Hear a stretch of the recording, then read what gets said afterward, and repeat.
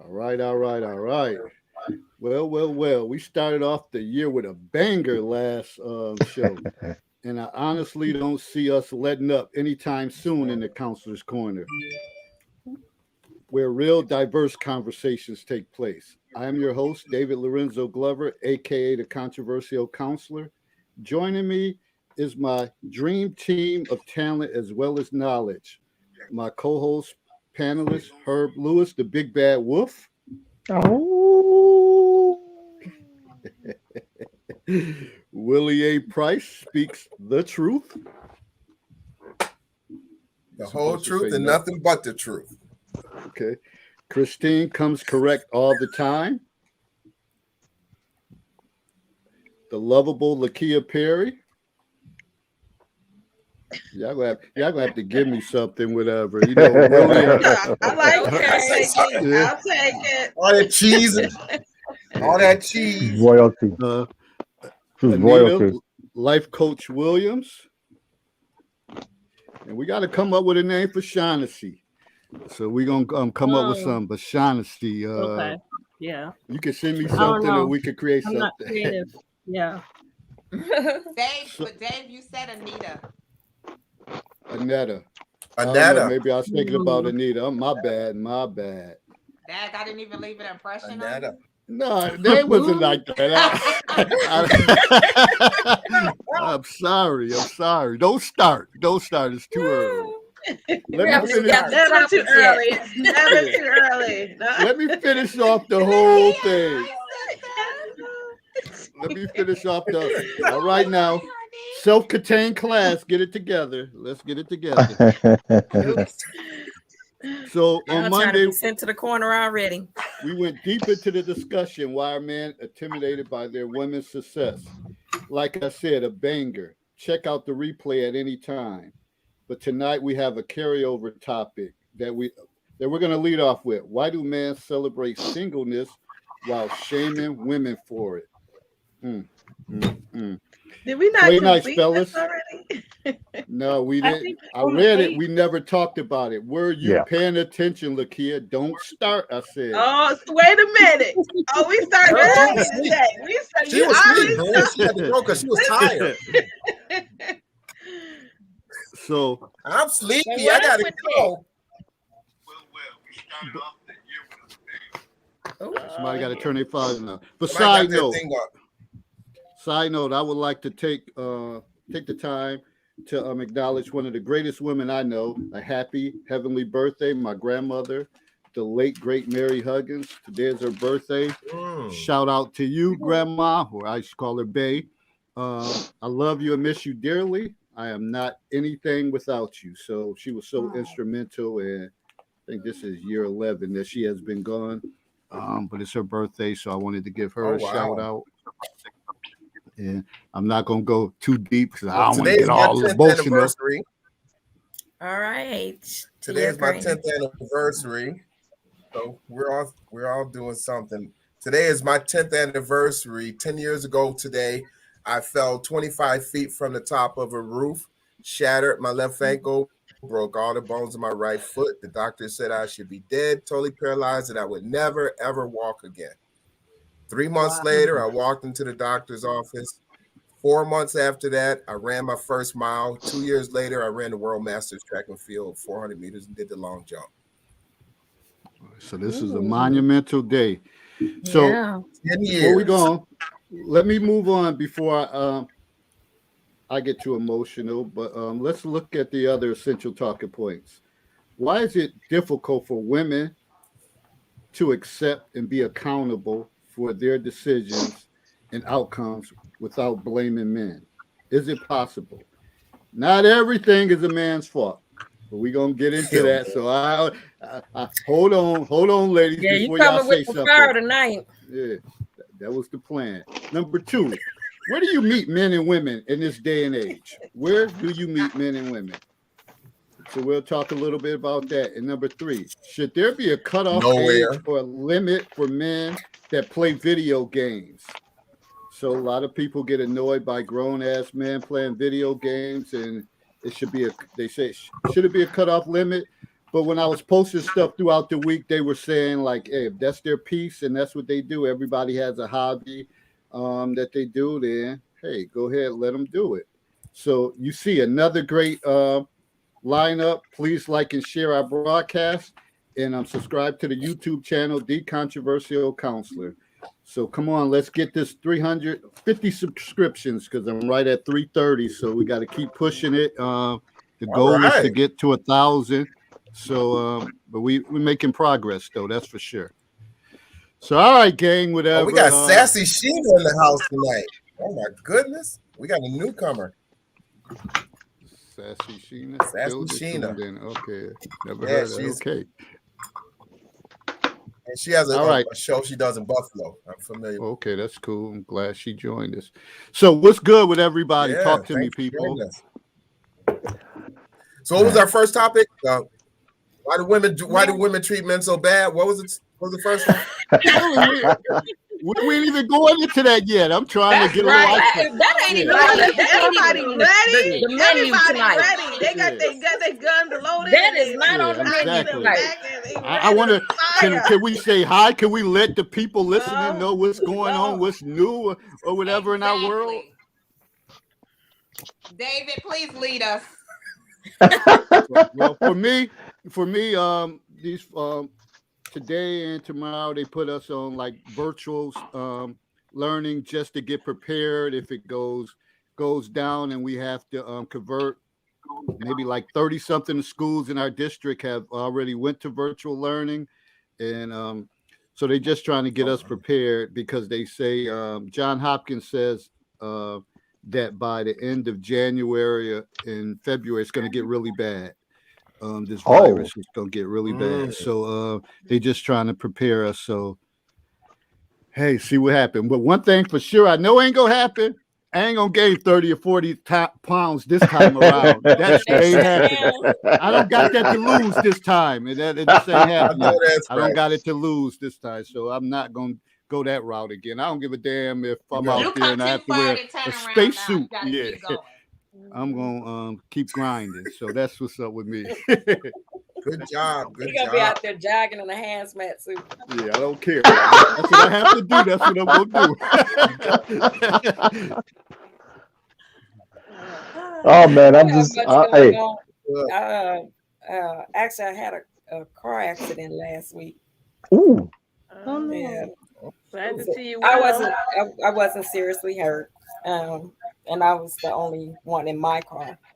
And my car is currently being fixed. So it was a total. So that's the good news. Did they hit you or you hit them? They hit me and they accepted fault for it. So okay. You better go to therapy. Sounds like therapy.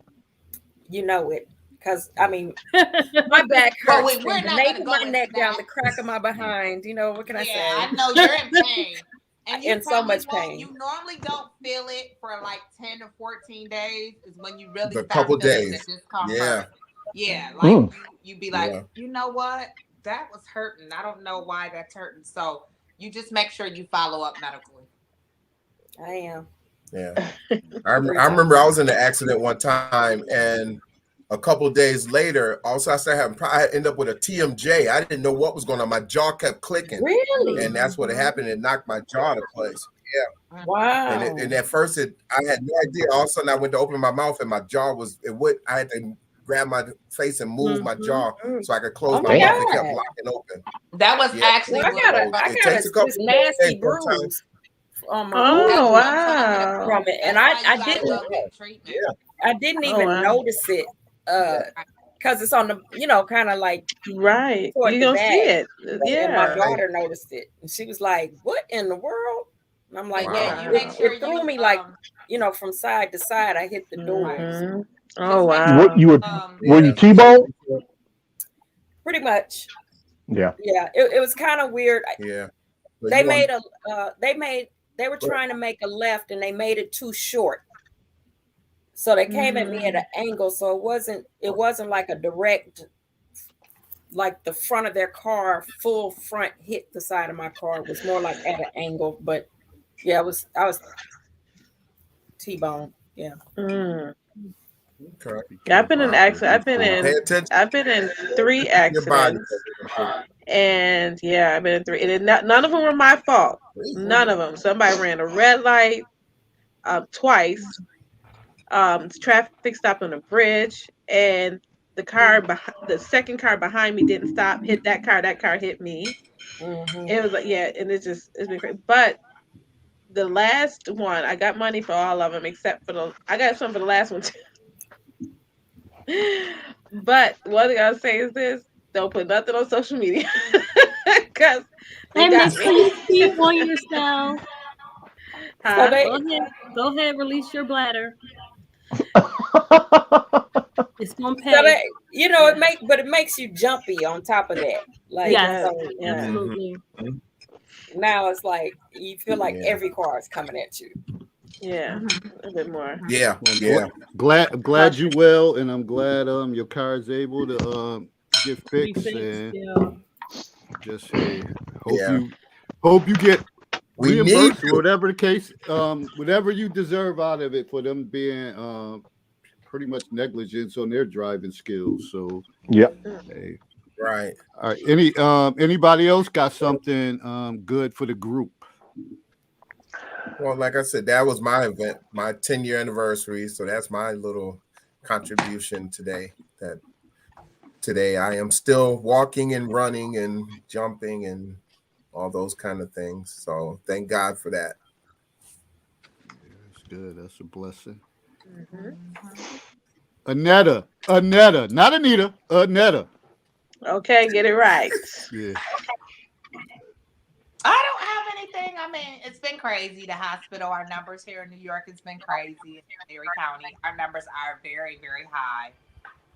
Where we're doing the last couple of days, like 2,300. The last few days, we're over 3,000 people positive. Wow. So I got a question for you. I got a question for you. Is can they determine if those people people have been vaccinated, or is it people who aren't vaccinated that you find coming in? We can determine that. More so. We can determine it. Which way do you see it? Is it more people who are unvaccinated coming in, or is it a equal number, or what you think? It's of course higher of the non-vaccinated, but they're very close. The percentage is very close. They are? Okay. Yeah. That's what I was wondering. So it was like the last time I checked, it was like 58, 40 something like that. So it's very close. It's like 58, 41, 42 point something. So yeah, it's very close. Crazy. But the good thing is, it's not a good or bad thing. The advantageable thing now is the new variant that's out versus the COVID-19 when it first came out. It was just wiping people out, killing people. This new variant kind of like is so similar to the flu. That people are walking around and they having viral infection symptoms. So you got the stuffiness, the chills, the headache, the sweats and stuff like that. Sore throat and all that. And people are like, oh shoot, I got sinuses, I got this, and then 9 out of 10 they may have COVID. People are going too early to get tested because you really need to wait 48 hours to 72 hours to go get tested if you've been exposed. So people are like, get exposed on Sunday, and then Monday they running to go get a test, and it's not going to come up. It's not showing up yet. Incremented in their system. But are they contagious within that 48 hours? Yes, they are. 48 to 14 days. Yeah, they are, but it may not detect it when they go get the test. That's the only thing. And especially if you go get the rapid test, which is going to be a false negative or a false positive. So it's good to get the PCR versus getting the rapid. And for some reason, everybody is trying to do the rapid. Even the Board of Education is doing the rapid. But I saw a line of folks at the rapid. The rapid passing our test tomorrow. Yeah, it's not accurate, unless if somebody come up positive, they definitely had it, or they had it, or they've been exposed. They just recently got it. they come up positive. You can have people that come up negative in the rapid and they can be positive, just asymptomatic or whatever. So it's a lot of tricks and then people think that we can tell what variant it is. Oh, is it COVID? Is it Omicron? Is it Delta? It's not that intelligent. It's just gonna let you know if you have a virus. You know, I'm gonna tell you what my thought is, and that may be a little, you know, don't be coughing on this panel. Okay, but one thing I just honestly feel like I think it's just like you said, it's like COVID with a flu or COVID with a cough. I mean, with a cold, you know, or COVID, and they got these different names, like they give tornadoes or hurricanes new names. Now we have all these new names for these viruses, but ultimately the symptoms to me still sound about the same, because when I had got COVID, I had chills, I had pain, chest pain, I had a headache, I had the same, you know, symptoms that they're talking about with Omicron, you know, or Con, whatever the name is. But I think it's a little bit milder. They're less it's a little bit more milder. They're everything less is. It's not as right. It's not as aggressive to the immune system as COVID-19 is. COVID-19 is a multitude of many viruses. The Omicron is a birthing of the COVID-19, a rebirthing. Okay, so it's not. It's gonna be. So it gave same thing, but it gave it a new name. Yeah, so COVID didn't have a baby and named it Omicron. Right.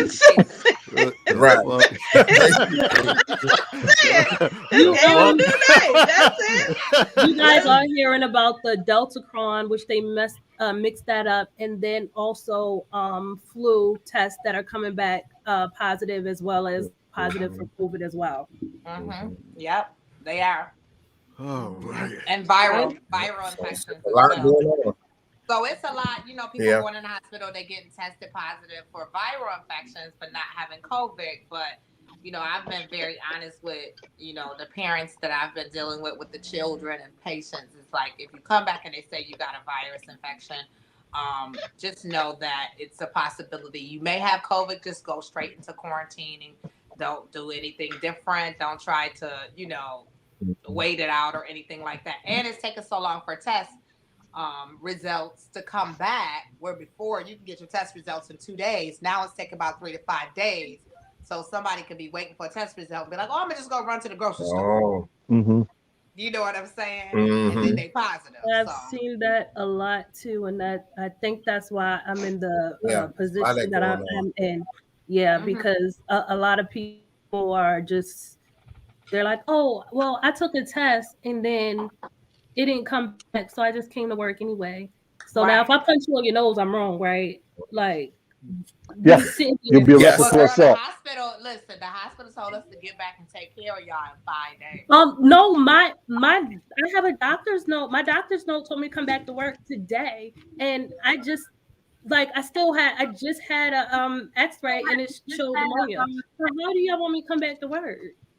They tested us and they was like, oh, you positive? Do you have any symptoms? No. Okay, you can come back in 5 days. And I had a because what they're doing, what they're doing is they're using the CDC guidelines. The CDC has dropped it from 10 to 5 days.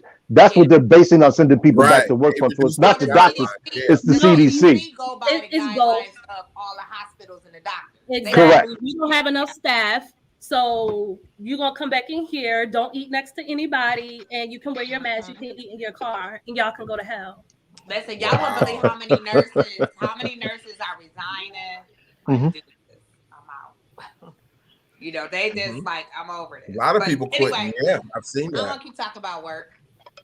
Let's get to the nitty-gritty. We're gonna move forward. I mean, I'm gonna give y'all last chance. Lakia, Herb, or Shaughnessy, anything new with y'all? Today was, I already said that I canceled my event. I did finally make the decision today to finally cancel. I talked with my mentor today because I was still toiling with it, and I said, you know what? I feel confident enough to say I'm canceling the event just to be safe and everybody be in a safe space, and then have the event, Lord willing, later on this year or next year. Today was a bittersweet day. I had great news because I I'm pursuing an additional professional career, and so it's working out on my behalf today. So it's working good in that transition. It's always good to have multiple streams of income. So that came in with great news. But then I just I'm just have some clients that just press your buttons and you want to uppercut them, but you can't. You gotta stay, in a good space. And I did. I think I did well. But okay, Layla Ali. Okay. And it made me feel that way today. It almost drove me to drink, but I'm chilling right now. I'm chilling. But other than that, it was a bittersweet day today. All right. What you drinking? Tequila? Nothing, actually, nothing, and no more Taco Tuesdays tequila for me. Herb, anything good with you? And still staying up, still sidestepping the landmines, man. Happy to say it. All right. Shaughnessy. Nothing. This is my first drink of wine in a week, so I'm happy. Okay. I'm back. That's right. You have to lay off the bit. Yeah. All right. So we're going to get into it. The meat and potatoes, like we said. So, again, why do men celebrate singleness while shaming women for it? So it's okay for men to be single.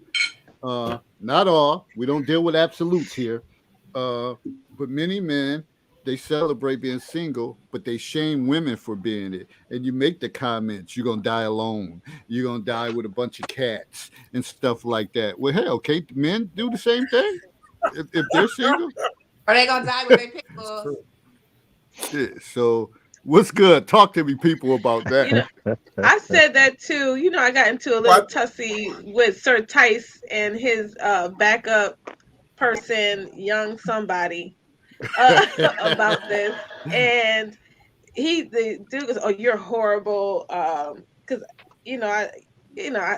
just going back and forth. But he was like, "You're horrible. That's why you're gonna die alone with your dog." And I said, "Dude," I looked at his profile. I said, "You got 2 dogs and you single. Like you gonna die with 2 dogs? Like why? Like you're saying, why is it okay that men think it's okay that they are single and it's not okay for us? But my stance is always I'm never alone. And I mean, it's just, it shouldn't be that stereotypical. But I think my question: why is it so looked down upon that you're single anyway? That's a societal thing. But I was gonna say for women, it's looked down on. It's not really looked down on for men. No, because society. It's y'all fault we're single. Men are picking the women. That's what they think. So that's why we tend to think that women. Why you won't act right? A lady that's single or a woman that is single is not worthy of being chosen. Is the way that a lot of men look at it versus they're just single because they want to be or they choose to be. Or they're happy being single. Oh man, don't say that. No. You get ready to get it. Ain't nobody happy being single. Right. And then they say, Annette, why you make that face when I said it's your fault? That's not. Well, first of all, I never want to say it's anyone's fault for anything. Okay. I think it's sometimes people make individual choices, and I get tired of hearing men say that, oh, you single because you got a good job and you think you don't need a man. That's not what I said. I don't need a man. I would like a man. Okay? Who says stuff like that? I would like a man. I desire a man. But this is the thing. You don't, if you say as women, all of us women on here, we're single. We'll say we're single. I'm content. I'm happy with being me. I'm getting to know me. Look, he said all that last week. Next thing I know, Sir Tice, whatever his name, turned it into you bitter, you unhappy, you this. That's not true. Don't label me just because I said I'm content in a certain place. Don't label me because I said I'm okay in this place of peace. Don't label me because you don't know what I went through in my past for me to get to where I'm at. Okay. And the reason why I'm here is because I finally realized that I don't need anyone else to identify or to make a stamp on who I am as an individual. I know who I am. I know my value. I know my worth. I know what I want. I know what I don't want. Okay. And you don't have to jump on the first thing that comes along. Right. Exactly. I do have some choices. I do have some options. True. And I definitely have the choice as an independent mind to say what I don't want to deal with and what I want to deal with. I also have a choice as a human being to know my tolerance level. So let me say this. Annette, and I know what you said about you not needing this or you not need that. Come on, let's be real. Whatever. As men, we need women, and women need men. Yeah. We can survive. Yeah. But we need you. I mean, you can go with that. People can go with that bravado, like I'm fine. Yeah, you can survive and all that. But do you feel complete? And I think that's the thing. That's the wrong word. That's the wrong word. I feel complete. Yeah, I was gonna say that's the wrong word. It's not the wrong word. It is. It is the wrong word. You can't tell these women all that stuff is equation. Like, I'm not saying. They get offended. You don't. They get offended. It seems like you're missing something. It seems like you're missing something. Whatever. I'm not saying a person could. Well, it is true. Like whatever. But what do you feel like? Simple mathematics. What do you feel like a man is needed for in a woman's household? And this is just a general question. I'm not saying that they aren't. What do you believe that a man is needed for in the household? What is it? Security. I got a dog for that. And I'm in a relationship. I'm just saying. A dog. I am just saying because I am in a relationship, but I live alone. I have my puppy, I have my gun, and I have a security system. So what's next? If that's the route you go take because you got a gun and you got a puppy, a poodle, then I mean it's nothing. It's not a poodle. I have 140 pounds. That's why I'm not touching it. I'm not even touching that subject. Really, you got to touch it. You hear? You got to touch it. Right. That's a different thing when you start saying. I want to go back to. I think when you say, when I say I don't need a man, I'm not saying I don't want a man. Okay, let's make that abundantly clear. Absolutely. That's one of the big difference between needing and wanting, right? I wanna, and I hope I'm speaking for all of the women on here. Tell me if I'm not. Y'all can correct me. When I say I don't need a man, I'm not saying I don't need him. I don't want him. What I'm stating is that I am comfortable with who Annetta is. I'm comfortable with Annetta, the bald, the went through everything, the divorce, the grown children, all of that, my career, my job, my relationship with God, my peace, me being who I am, learning myself over again and being comfortable with who I am.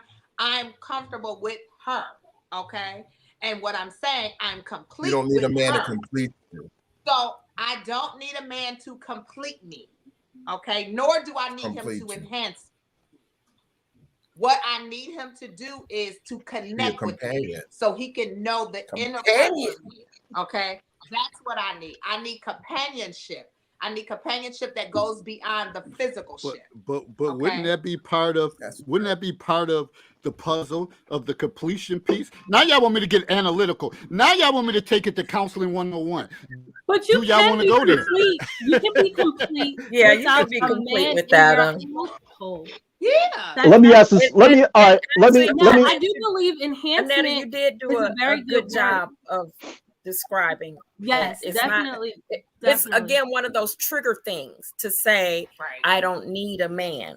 Yeah, it's just a trigger, but it's not meant as a put down or an insult. Absolutely. When a woman says I don't need a man, but if she's telling you I don't need a man, but I want one, why wouldn't that be more attractive?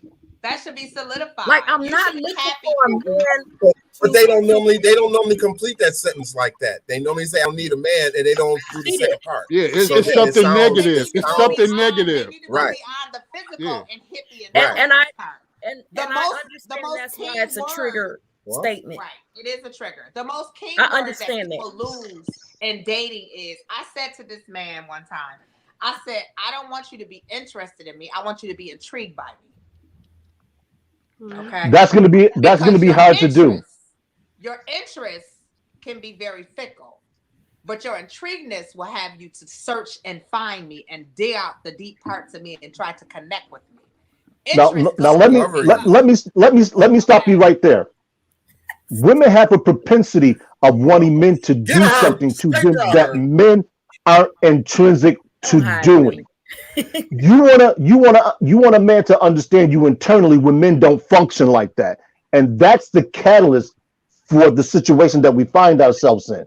It's the same way that a man wants you to understand why he watches football. You can't do that because you're not a man. It doesn't equate.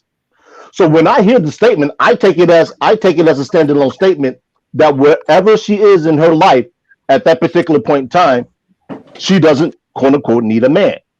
I'm fine with the ones who generally get offended are the men who feel they have something to offer that woman and she's rebuffing them.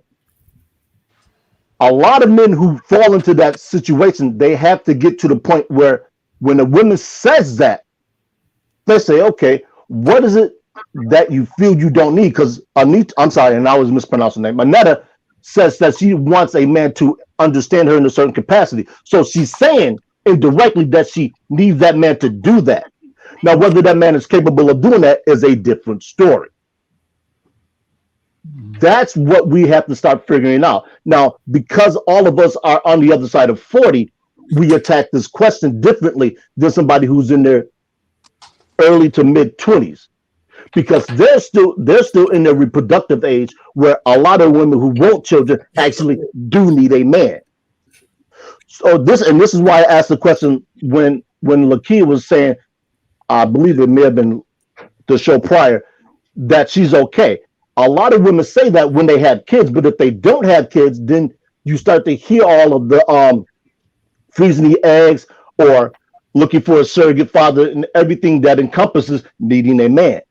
So at what point do women actually want to actually live their own life in the absence of a man, regardless of what he can do? That's the bigger question. Wait a minute. The bigger question is what again? When can a woman live her life in the absence of a man for anything? Well, at any time of her life, she can if she chooses that. I mean, if he has a peace. I mean, because the same way you need a man to for your child, you need a woman to cook your child. Stop! You're shifting. You're shifting. I'm not going to let you do that. You're shifting. Let's keep it on women, because that's what the question was about. The bigger question but you can't do that, Herb. You can't make. Hold on. Wait a minute. The question is about women, is it not? The question is pertaining the to question males is and why females.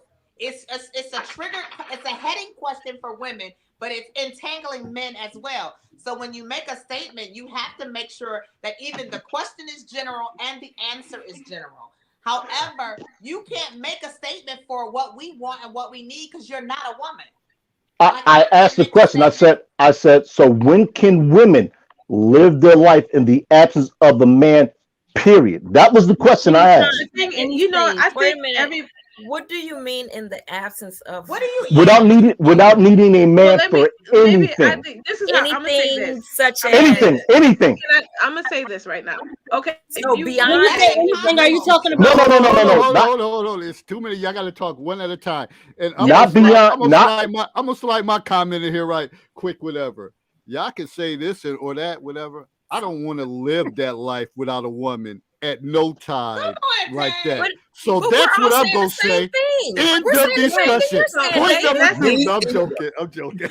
I'm going to say, that's what I say, I was going to say the same thing with Dave. Like, I got to be honest with myself. I like the company of a man. I'm like male company. But I prefer to have male. If it's not someone I'm interested in being in a relationship with, then I'm okay with just that friendship. You understand? So you have to know what each person who you're gonna what's it gonna be, what their role is. You know what I mean? What level you're gonna be in the relationship. So I'm gonna say for the most part, for myself, I speak for myself. Yeah, I always like to have male company. If it's just to go out and get something to eat, have conversation, go to a movie, go to an event, I appreciate that male companionship because that will complete that piece for me. You know what I mean? But right now, do I feel like I need to be in a relationship? No. So that's the difference. Like a relationship is a different type of commitment. You know what I mean? When you want to go into a more intimate relationship, that's a whole different situation. More. Right. And so, but it's a lot of people don't want to put in the work. So then you have those who don't want to put in the work. They don't want to put in the work. Yeah. Who want to put in the work, and then they kind of caught in that catch-22 or whatever. And like Lakita said, yeah, do I want to have a man in my life? I do. Okay. But I also understand this. I don't want him to come in my life and think he's going to interrupt my life. Okay. Well, there's a huge difference in that. Okay. And that's why that I have to make sure that I'm whole in areas that I will not attract somebody who's going to interrupt my life. Okay. So that's why I had to take some time where I was like, okay, I'm still a little bitter. I'm still a little mad. I'm still a little this. I got to get to that place of healing so I don't attract that bitter. I don't attract that, got to take care of me, that selfish man, So now I'm a little more open to dating and relationship now because I'm healing every day, but I feel like now I'm more open to it and more receptive to having a committed relationship and companionship. But I'm not open to marriage. But I like that point you made, Annette, about coming in, interrupting your life. I like that very much. And I got a pen. I got to write that down. I like that. I like that interruption piece. But we are created, women, we were created for men, period. There is no way to get around that. We can't get around. And I know a lot of women, they was created for us. No, listen, they was here first. We were created for them, okay? Exactly. We were created for them, okay? So no, I don't, like she said, no, none of us sit around and say, I don't need a man. What we're stating is that in that need capacity is a little broader than what they actually see. Do I need a man to financially take care of me? No. Okay. Do I need a man to take me on trips? No. Okay. Do I need a man to run your house? No. Okay. Do I need someone to connect to me on a level spiritually, emotionally, mentally, and physically? Oh, heck yeah, 100%. Come with your A game. Just know when you come to me straight because I am coming with no chaser. So it's straight Tito. Okay. Straight Tito. I totally agree. Totally agree with that. All right. Willie, Christine, Shaughnessy. Well, I want to say something, but go ahead, Christine. Ladies before gentlemen. Like I said before, that statement, I don't need a man is triggering, and I understand why it's triggering because you do have women that do use it as a put down. But none of us here, when we say it, we're not saying it as a put down. We're saying, it's not that I need you, it's that I want you, which, like I said before, to me, that would be much more desirable than I'm with you out of my needs. Like, I don't even really like you, but hell, you paying the bill. So come on. You see what I'm saying? But you have some people like that, though. You have some people who are both sides of the spectrum. But the point I'm making, and I understand that's why this is a trigger statement. That's the point. That nobody here is saying that. Now, to address something that Herb said, he was talking about, well, we're all over 40, so we're, in a different space. Well, exactly. So everybody on this panel is over 40. So shouldn't we be talking about how this affects us at this age? Not my little Shaughnessy. Not my little Shaughnessy. She not. Which is why she's laying in the cut and not saying anything. Oh, Shawty's been saying stuff. But I'm I feel like Annetta said, it's not that I need a man, but sure, I want one, but I want them in the right capacity. I want us to be able to add to each other, to pour into one another. You know, if we can't do that, if it's one-sided, if it's lopsided, we don't need to be together. Right. There is nothing that I have or don't have that would not be possible if a man wasn't present. Everything I have is possible without a man. You got that gun and you got that poodle. Let me go get my dog. All right, Shawty. See, all right. Dog, you're ready. Come through the screen at you, Dave. No, but I really think that both men and women alike, nowadays we have gotten so used to being single on both sides, even as far as there being a lot more single dads, right? So when people have kids and you have men that are raising their daughters and sons on their own, and they're doing a good job. You have women that are doing the same thing, doing a good job. Not saying that the household has to be broken, not saying it's okay that our households are broken, but there is proof that we don't necessarily need that to complete our household. Is it nice? Of course. It's always nice to have a helpmate, somebody that you can come home to at night, somebody that you can have a companionship with. But do you need it? No. Are you having less without it? Absolutely not. Absolutely not. You know, I wanted to share that I've been watching BGS's YouTube. Shout out to BGS so I've been for joining tuning us tonight in. So let him know, just so he'll know I've been tuning in. And the last one I watched, it was a couple of him and a couple guys talking about the kind of woman that they want. And I have to say that BGS was advising them, like, it depends on where the man is in life, or how old the woman is, you know, or, you know, if he's an older guy, had kids, don't want any more kids, then most likely you're going to want an older woman because she's probably now not having any more kids. But if you want a woman that you still want kids and you want someone that's youthful and, you know, all this stuff they were talking about, which was very good. And just so you let him know that I enjoyed it. But I get what you're saying, Shawnee, is that we've had these conversations so many times on the show about not needing a man. We've argued down Herb and David about not needing a man. So every man in the comments, we don't need no man. But it's not that we don't need it, as Anetta has already said and Christina said. It's not that we don't need them.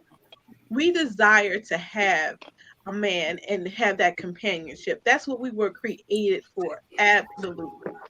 So I know it's looked at, but there may be some women out there saying it in that connotation of a negative way. I don't need no man, you know, because maybe somebody came at her to talk about, you need me. You'll never be nothing without me.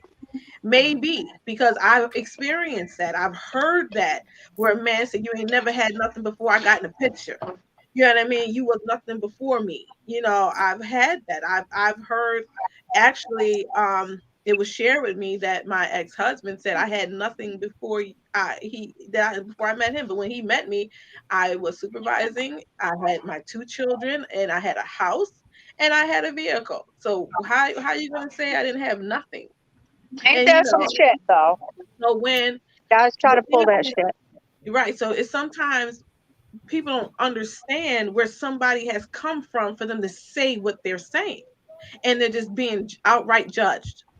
Because I do agree what Daphne said. We have to change our verbiage, but I also think that the conversation, we can elaborate more on the conversation as well. Like when we state the need, and we are in a relationship, you're supposed to complement each other. And for somebody said just a few minutes, I think it was BCG or whatever, he said that's a big job for a man. Well, that's a big job for a man, but it's a big job for a woman too, because my state of mind is, and I know me and Christine had agreed on this a couple of weeks ago, I'm not coming to the table asking you for something that I can't give you. Absolutely. Okay. If I'm going but a lot of women do. I understand that, but I can't speak for them. I'm only speaking for Annetta. I'm the spokesperson for Annetta Williams. Okay. I can't speak for anybody else. What I'm saying, if I'm telling you I'm coming with good credit, I'm coming with my own house, I'm coming not interrupting your peace, then I'm expecting you to give me that same thing. Okay. And that's what I'm stating when I say that. I'm coming not to interrupt your life, your peace. I'm not coming with no drama, and I'm expecting you to bring that same energy to me. Okay.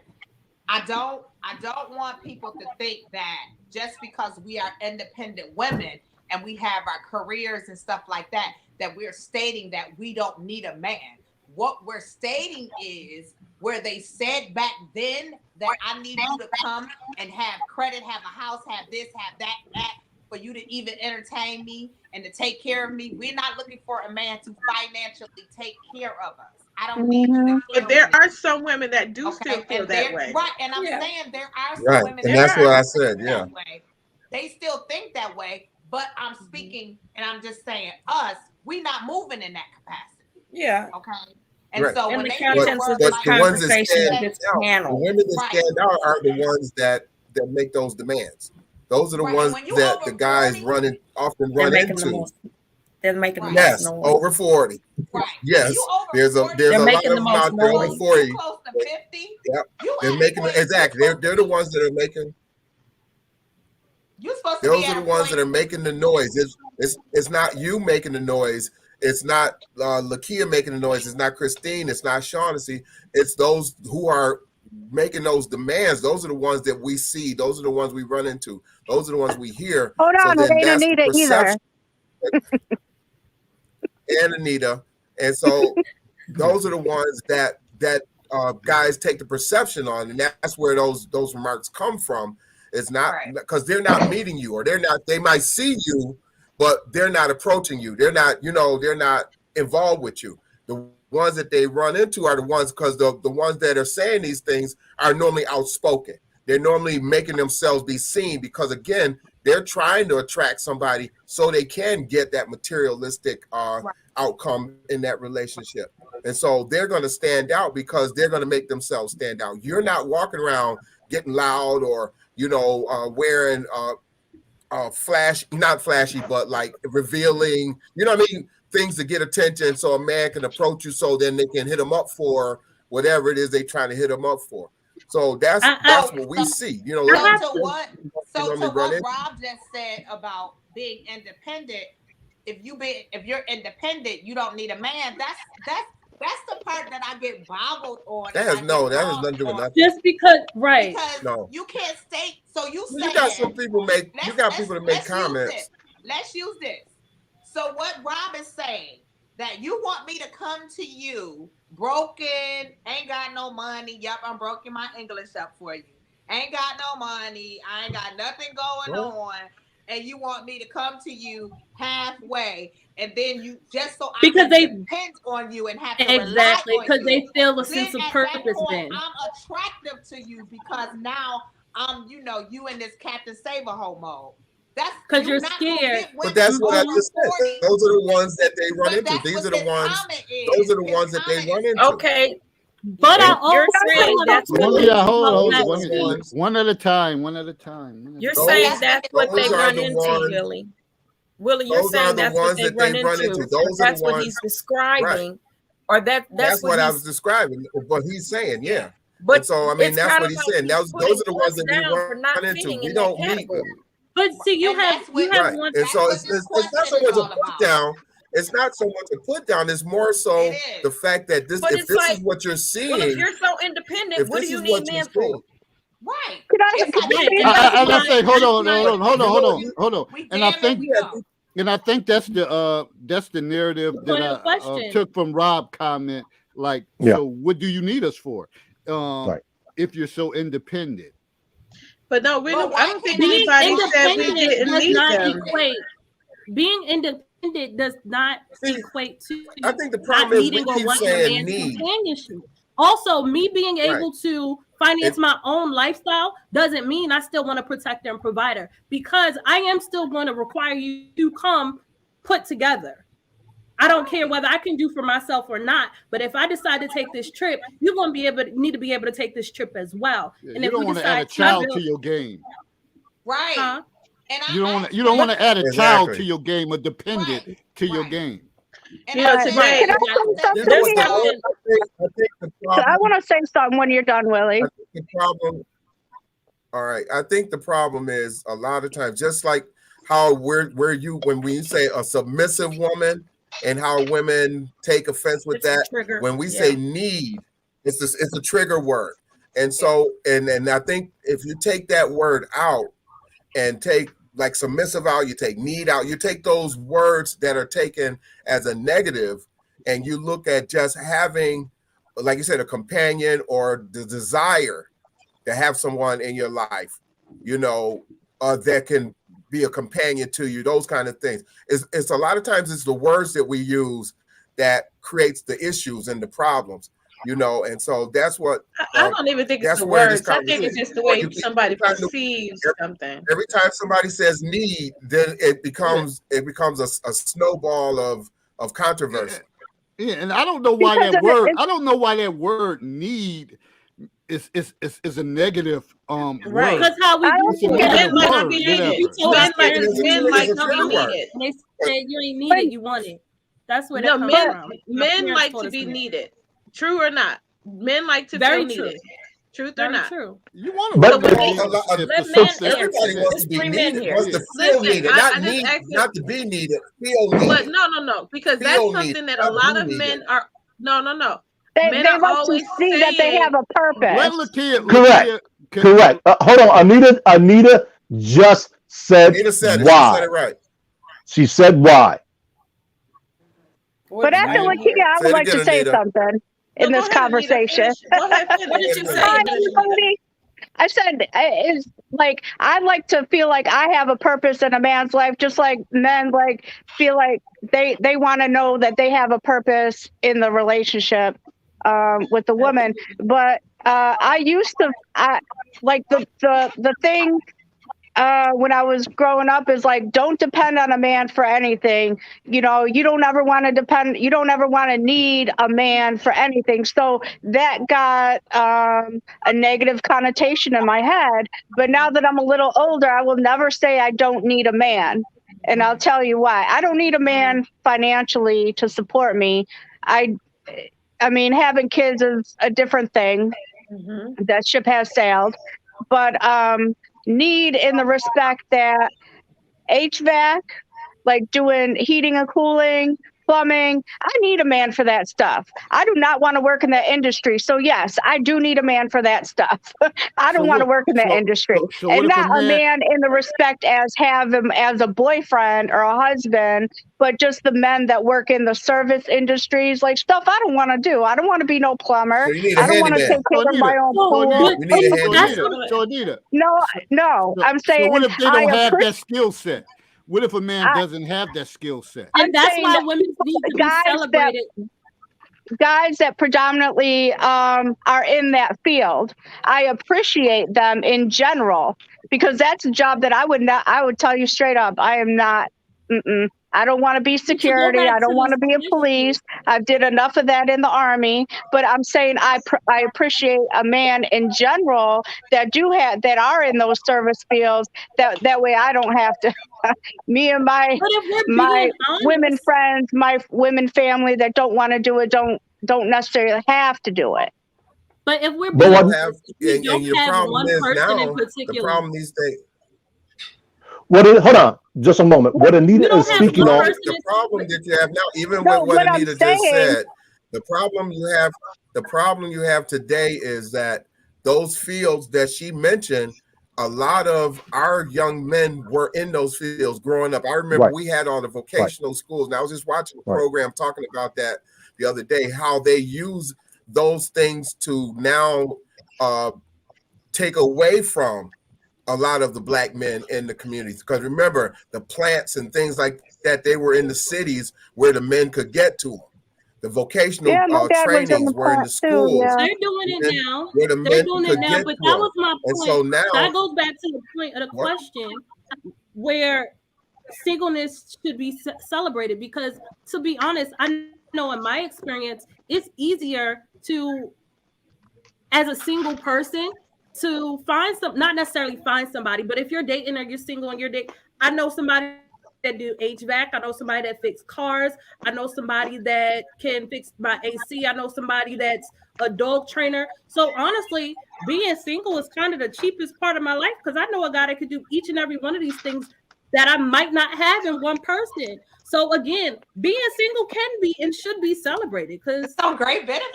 And I think, I think like being a man should be celebrated too, because stuff like the service industries, like I just said, I appreciate men that are in those kind of fields like welding, plumbing. I don't want to do that shit. So whether you're a man in my life, whether I know you or don't know you, I appreciate, the guys that are actually doing that stuff. I mean, so Rob, can I just jump in real? Rob is saying is so the I exact won't say I same don't thing need a you're man. Hold on. I just want to jump in. If I can say something real quick. Do we need to have a huddle? Do we need to have a huddle? What Rob is saying under the comments is the exact same thing that Christine, Lakia, and Shani. That's the same thing we all said. We said that men, we know the interest is desire and commitment to him and his purpose, making him feel needed in the relationship.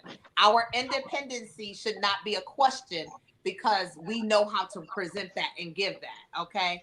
So I think the whole thing is we get caught up, like Christine said, on words. That's like everybody flip when I said alpha female. We say need, they flip. When you say submission, people flip. I think people get caught up on words and you miss the trueness of what somebody's saying. I can bring this to the table. I'm willing to come to the table and meet you with this. But we get so caught up on the verbiage and the word that you absolutely miss what the person is actually bringing to the table. Do I want to see the actions, or do I want to hear you speak? Because it's a lot of people with smooth tongues. It's the action that I want to see. Well, there's another trigger word right there in that statement, and that's independence. Boy, woman being independent, that's a trigger word. That's a trigger word. And if I could jump in real quick, can I just jump in real quick? The one when Anita made a comment about, from my experience, and I believe I've shared this before, in that generation, like she said, her mother taught her, a lot of the women were dependent upon the men back then. The majority of the men worked and the women were home. That never, and it depended upon what kind of man you had in your home. If you had a man that showed the appreciation of a woman that was a housewife and treated her with care and love and consideration and compassion, and they had a good relationship, I believe that mother trickled it down, taught her kids and her daughters, get a good man that has a good job and that could take care of you, and you take care of the home. And it went good for that family. But then if you had a husband that was, you just, you ain't nothing, and controlled the money and made her feel like her job at home was nothing, or you don't do, what you do here don't compare to what I'm doing out there at the job, and and didn't have any compassion or understanding what the woman's role was. And then now she's like, you know what? She gonna tell her kids most likely, don't depend on no man. Get your own. You understand what I'm saying? Everybody's background and history can determine where. Excuse me. Definitely influences it. You don't understand, Will, or you do understand? I didn't understand what you said. No, what you say? I don't. But go ahead. I'm gonna let you finish. Go ahead. Finish. Okay. You don't understand that? That don't make sense to you? That's not common sense? No, go ahead, keep going. Go ahead. You finish. Go ahead. I'm listening. I'm just saying, that just seemed like common sense to me. So the thing what I'm striving to say, everybody has different experiences from how they're raised from their parents. You know what I mean? Most, or their surroundings, or their influencers, or their mentors, whoever. And that's how their mindset is. That's why some women want to be, taken care of. Some women saying, hey, won't you just appreciate me as a woman that work hard and want to bring to the table? Because I have gifts, just like, right. We can we can do this together as a team, on a same level. So I'm grateful. I had one of my mentors. She said to me, Lakia, you have to be like a giraffe. you can't come down to everybody else's level. If they're not up here with you with the money that you're making and the things that you're doing in your life and spiritually, financially, if they're not there, don't come down. It's a liability. Right? So it's not about I don't need a man, but if you don't have that space of commonality, it's not going to work. If you don't have a full, we can argue this point. So it's best as, I believe BGS said, based on where each man is and each woman is in their life, respect it. And if that person don't work for you, it just don't work. And that's okay. I think we make things too complicated. Like Keita said, we make it complicated. If you're not attracted to her and you're not into her, I say this all the time, and Willie, I do. Put people in the categories you want them to be in. Stop playing these games. We over 40. You got more time behind you than you have ahead of you. Okay? So my thing is, be authentic about this thing. Okay? If you just want a booty call, you want to hit the sheets, then indicate what you want.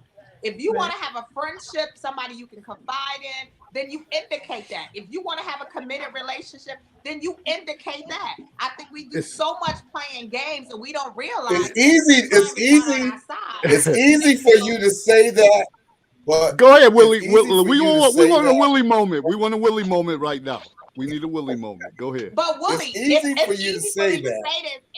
And why is it not easy to do if everybody? Let's see what he got to say. I want to hear this. I want to hear this logic. Y'all get upset when we don't want to hear what I got to say. Go ahead, let him finish talking. It's like a no-win situation. Anetta, we need a Willie's moment. We need a Willie's moment. It's like a no-win situation. Independent or need you. Like, they got a problem with us being independent, have my own house, my own car, don't need you financially. Let's see what he thinking. We need a Willie's moment. What's up, this ladies' night. Y'all go ahead and talk. No, Willie, don't be stubborn like I'm there. Because we're only on point one. We're only on point one. We about to move forward. Because you don't be scared. I forgot what I was Let's go. What is it that you didn't understand what I was saying? That's what I want to know. I want to know what you didn't understand what I was saying. Need a Willie's moment. Go ahead. What? Come on. Do I have to mute these ladies? I forgot what I was saying because I got cut off so many times. Willie, stop, Willie, stop. Okay, well, I'll continue what I was saying then. And then complain, oh, she's too independent. She's too independent. She don't need a man. So what is it? You want a woman that's independent or you don't? Because it seems like it's a no-win situation because the independent women that have their own, y'all complain we're too independent, and I'm saying y'all as a general, so don't get your panties in a twist, Willie. We don't wear panties. No, I don't think that's his issue. I think I just want to understand. So Willie, I'm going to recap for you. What part did you not understand when I said the women had different backgrounds? I didn't say I didn't understand anything. I just said no, I don't agree with it. Yes. Okay, I so said I don't agree with it. I didn't understand. I understand completely what you said. So what I forgot the conversation. Like I said, I got cut off so many times. I'm gonna share with you. I'm gonna do a quick recap so you can say it correct. No, don't be scared now. No, don't recap. Come out up under that turtle shell. Bring it on out. Don't be trying to hide. His feelings are hurt. I got cut off 4 times. I've attempted to say something four or 5 times. Okay, all this, Willie, that you're doing, you could have said what you had to say now. All right. We listen. I'm gonna let the moderator. No, Willie. I'm asking you whatever to recap the whole thing and give. I forgot what I was gonna say. I really did. Well, think about it. What I was gonna say. What you complaining then for? No, I don't want to think about it. Well, I do want to say one more thing. Go ahead, Christine. Like I said, every time I was tempted to say something or make a comment, I've gotten cut off, and I think that's very disrespectful and rude that people would do that to me. When I do stop when someone else is talking, I will stop and say, okay, you go ahead and say what you have to say, and I'll listen. But then when I attempted to make a few comments, I was actually intentionally cut off, and stopped, and things were said and just cut me off. like disregarding what I was saying. And so right now I'm just listening. When I have something to say, I'll attempt to say that's it a again, Herb and maybe move. I'll get the Herb opportunity been to say behaving it. himself. He been sticking around. You didn't do the Herb You can move. say This is whatever you wrong. want. No. Hold on. Let me jump in here. See what y'all fail to acknowledge. Ladies' night, so I'm gonna let the ladies say whatever they got to say. What y'all fail to acknowledge is what he's saying because you don't think you're guilty. That in and of itself is the bigger problem. They don't respect what I say. Correct. So as opposed to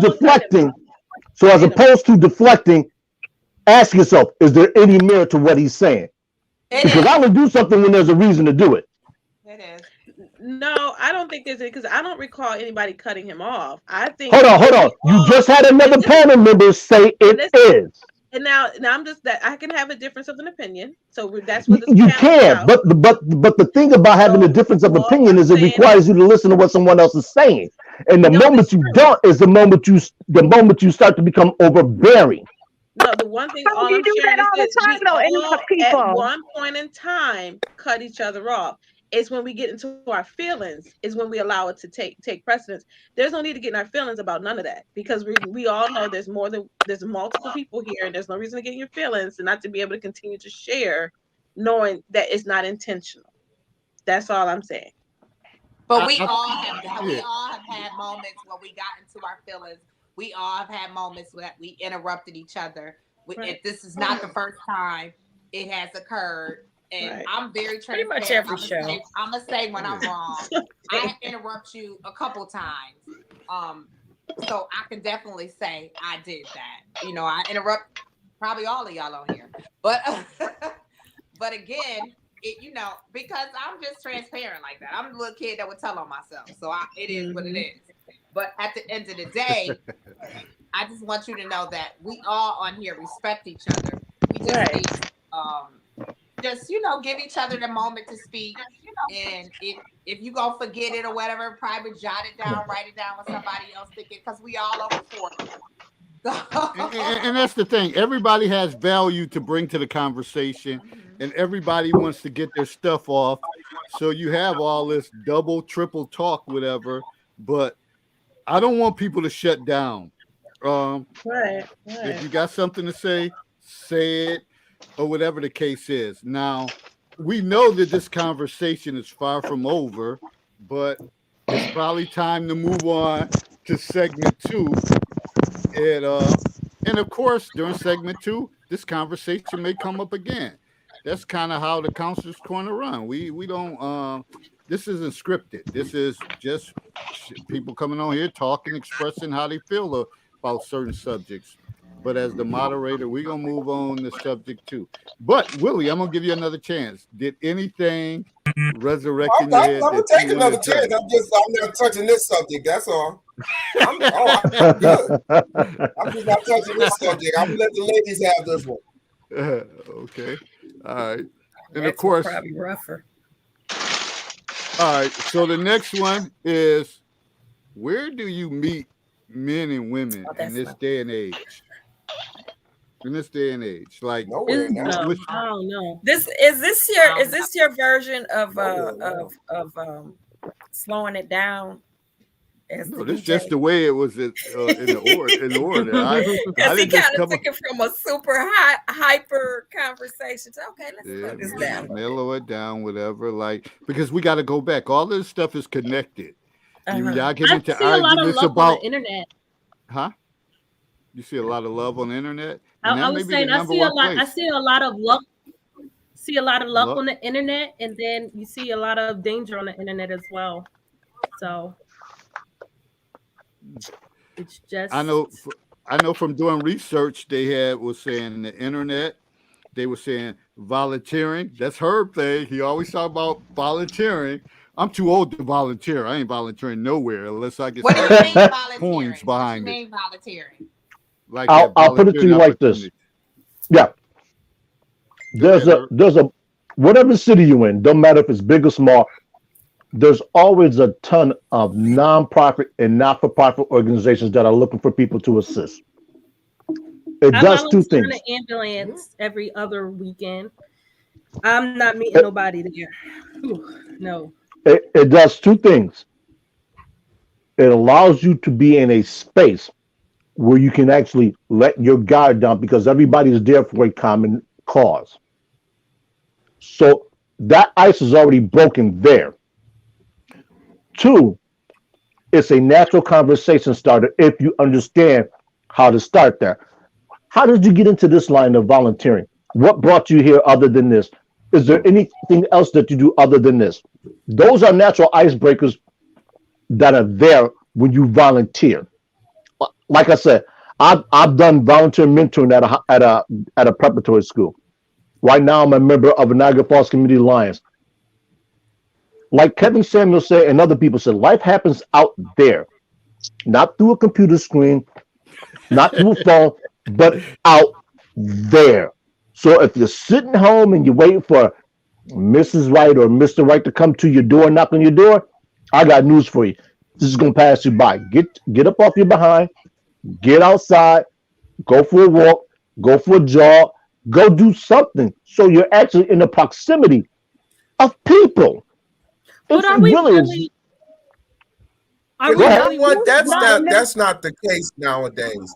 That's not the case right now. It's very difficult too much COVID to out meet there. people, even when you go out, because you have people that are so reluctant to meet anyone new or to get around people who they don't know because of this virus and what's going on out there. So you walked out, like I was in the store the other day, and this young lady was in the store, and she looked at me and I looked at her. She had a mask on, I had a mask on, and we just looked.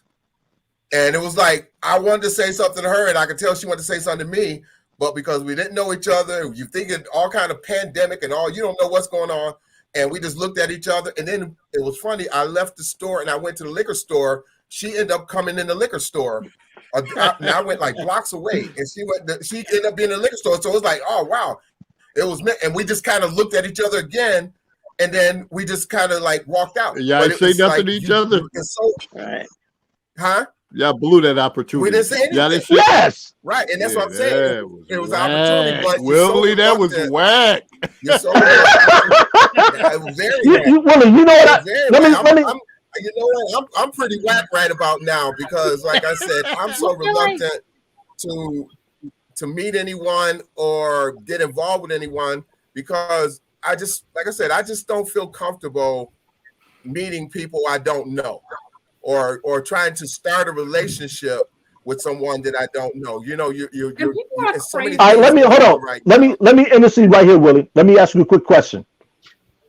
If the opportunity existed for you to make $10,000 by meeting someone, would you take that opportunity? Or just money? If an investment opportunity existed for you, out, run. Hold on. If an opportunity to invest in something or someone came your way, would you meet them? That makes no sense to me because I'd have to know. Well, I can say I give an example. I'll give an example. Like I think what he's saying because I remember I did a follow up on like this singles thing, and they said you would have to pay like a couple $1,000s for them to help you find your match. And I was like, oh no, I ain't paying nobody no thousands of dollars. For dating service. Is that what you mean? No. A business opportunity. That's not what he's talking about. He's talking about well, that's a business opportunity. That's what he's talking about. He's talking about a business opportunity. So, but I think he's trying to push the narrative. Hold on. Go ahead, Willie. Explain yourself, Herb, because I don't understand the question. I really don't. If let's say if there was a business opportunity that was in front of you, but you had to meet the person in person in order to invest, would you do it? That's different. Because hold on. Let me stop you right there. Perfect stranger. Hold on, Willie. Hold on. The reason it's different is because you say it's different. Meeting somebody for a business opportunity or an opportunity to establish a rapport is the same thing. It's only different because you're classifying it as such. not a rapport. A rapport in the relationship is get involved tomato, in tomato. a relationship. That's a totally right. That's totally So different. But the only way you can do that is to start. You have to start. And the only way you can start is by doing something. The same way you're going to take a chance on that business deal is the same way you take a chance with that relationship. So yeah, I understand that. I just said the same thing. Because I'm not doing business with somebody who I have not made a contact with or a phone call with or internet. Who's got their Well, yeah, so when you meet somebody out in the street, you don't just meet them and say, okay, yeah, we're getting married, we're going to date. You have a conversation, you have an opportunity to build a rapport. And that's what he said. The same way everybody you do business with, you haven't known them your whole life. You have to meet them. You have to see what they're about. You have to get to know them, and then you decide whether this business deal is good for you or not. It's not you walk up. You're not walking into a grocery store and walking up and saying, "Hey, you want to do business?" And that's what we're talking about. And it's the same thing with the relationship. You go to a networking event, you are. If you go to a networking event, you are. If you go to a networking event, it's the same concept. If you're going to a networking event, you're going to a networking event with the intention of meeting someone. See, don't see. That's what I'm talking about. If you talk to somebody in a grocery store, let me talk. So when you go to a networking event, you're going there with the intention of networking and meeting people. You're going there with the intention of hoping to maybe meet someone that you can create a relationship with. When you're going to do business with a person, you've normally made some kind of contact with that person to say, okay, let's meet and let's do whatever we're going to do to make business happen. When I'm in the grocery store and I see a woman standing there, she looks at me and I look at her with a mask on, somebody's got something going. You know I'm on blame. Somebody's got Anita. It ain't me. It's not me. Somebody's got something second going. Who doesn't have their camera showing?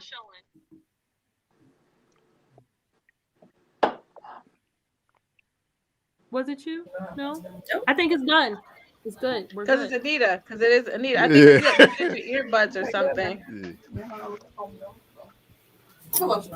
No. Well, go ahead. You were saying the differences. Totally different things. Well, in my mindset, it's totally different things. So I'm not going to the grocery store looking to make a connection with somebody. So if I do go to the store, like I said, and I saw a person and again, they got a mask on, I got a mask on, we're looking, and you see the person, but again, she was just as reluctant to say anything to me as I was to her. And so that's totally different from going to a planned setup where you're going to a singles event to meet people. You know you're going there with that intention. You're not going there saying, well, I'm not going to talk to anybody. Then why would you even go? That's something totally different. You're not going to do business. Go to Walmart, car wash, wherever you go, you see an attractive woman. As a single man, you see this attractive woman by herself. She doesn't appear to be with anyone. You may look at her finger, see if she has a ring on. You're still not going to say, "Hey, hello, how are you?" So no, more than likely I won't. So for me, Willie, that opportunity. So for me, for that opportunity, if I'd have seen her twice, I'm not.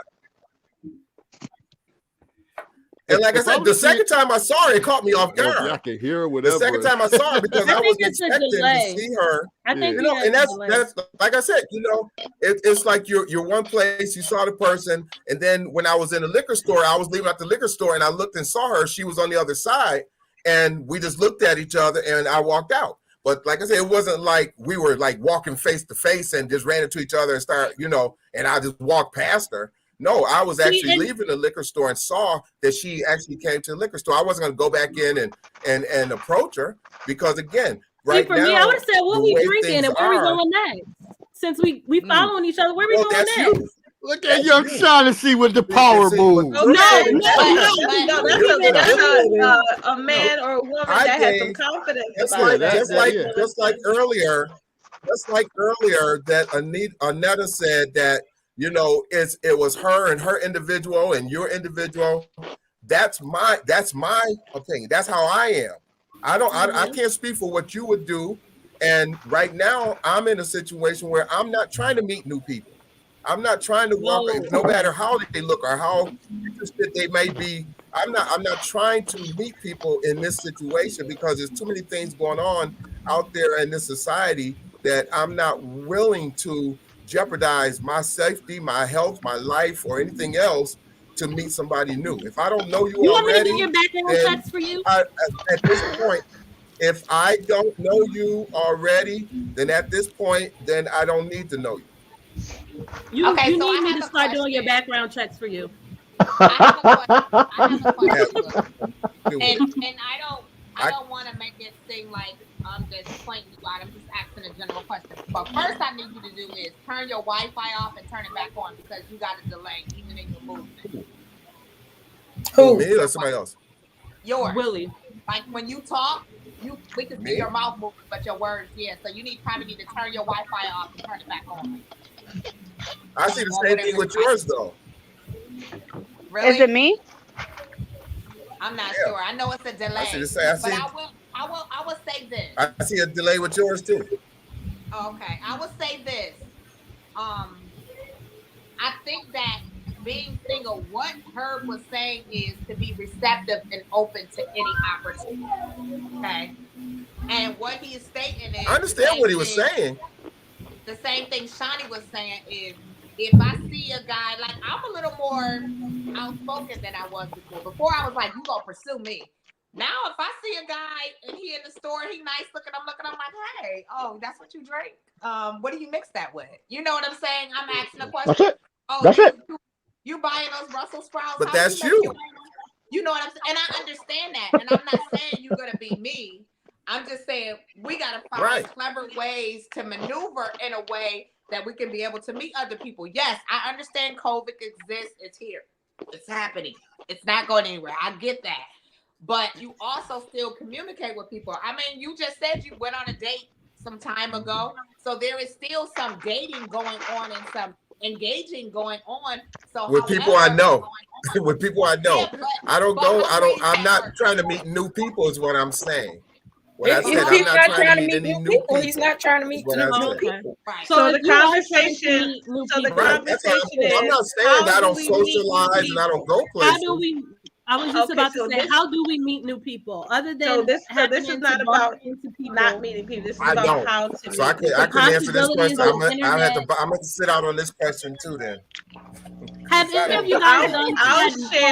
I'll share. I've like this past couple weeks for me because I do real estate. I'm out and about, and I do use safety. Wear my mask. I wear gloves when I show homes. Make sure we got social distancing. Hand sanitize, hand wash, all the good stuff.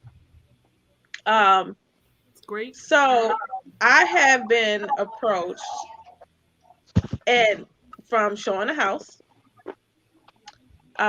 If not also by putting an offer from a realtor. And I've also, so it's like anywhere, it can happen anywhere. My cousin shared me, she met somebody at Walmart. Somebody else told me that they met somebody at a gas station. So it's wherever you run into someone that there's some attraction, and you're able to catch eyes or lock eyes, and somebody is bold enough to say something to spark conversation. I myself have opted out of dating sites. I am no longer even thinking of dating sites. I am just going into straight. If I meet you in a one-on-one situation where if it is an event, a networking event, or I'm showing a house, or if I'm at Walmart or Walgreens or Family Dollar or whatever, and someone's bold enough to say something, or even a church, it just happens where life takes you and where you're willing to just be open. Now, let me add to that. Now, I understand what Willie saying, and that's probably my perspective. I wouldn't be out here chasing random ass people, whatever the case is. If an opportunity presents, then the great John Wooden said, when somebody come knocking at your door, you better be prepared to answer.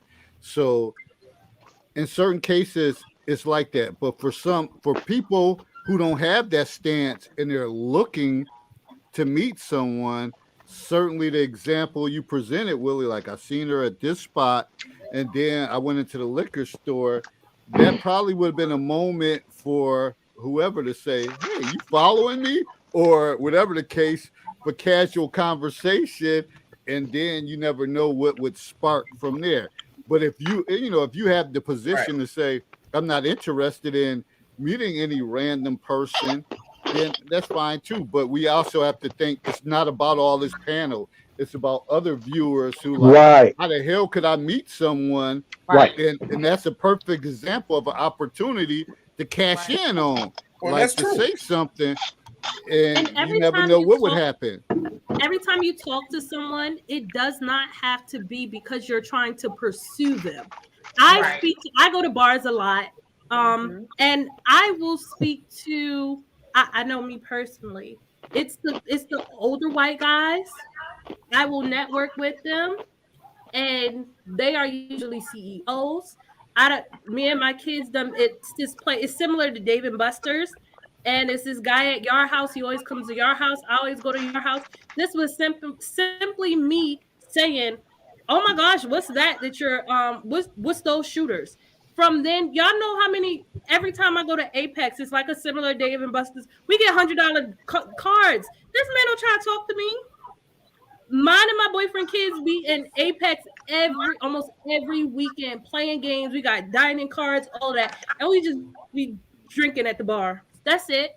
And that's just by me saying, "Oh, what's those shooters?" Me talking to him about the Patriots, me talking to him about the Cowboys, and that comes from just simply that.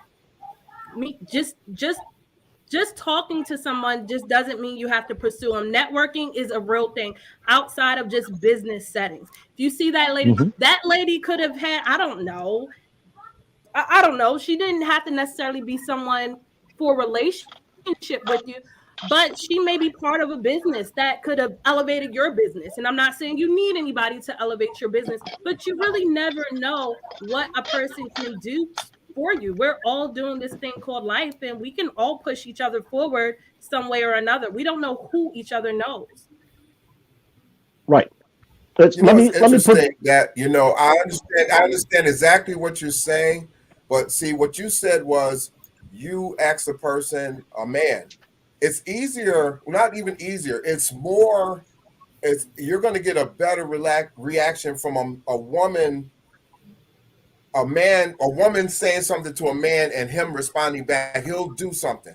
But when a man approaches women, a lot of times when you approach women out here and you say something to a random woman, sometimes they take offense. Sometimes they're nasty. Sometimes you don't know how they're going to respond. And so, that's the woman that you don't want to network with and have a conversation with. But that one woman can't hear you. So I have a Some question. guys do the same thing. Yeah, and so a situation where I see somebody twice, and the second time when I see them, they're in the store where I just came out of. I'm not going to go back in because again, now I'm putting myself in a situation where I'm going to approach someone who I really have no interest in getting to know and having a relationship in this or whatever. Because I've seen them twice.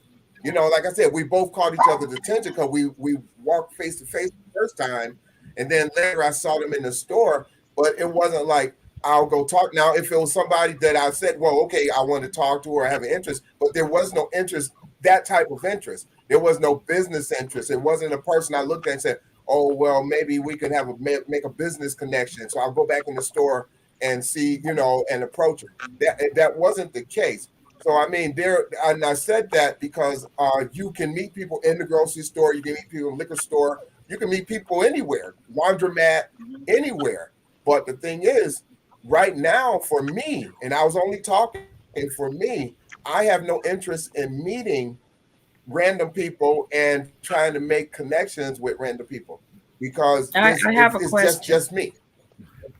For you, Willie. So I guess my only concern is when you brought it up, it led us to believe that you were making a statement because you missed the opportunity. That's the way it sounded.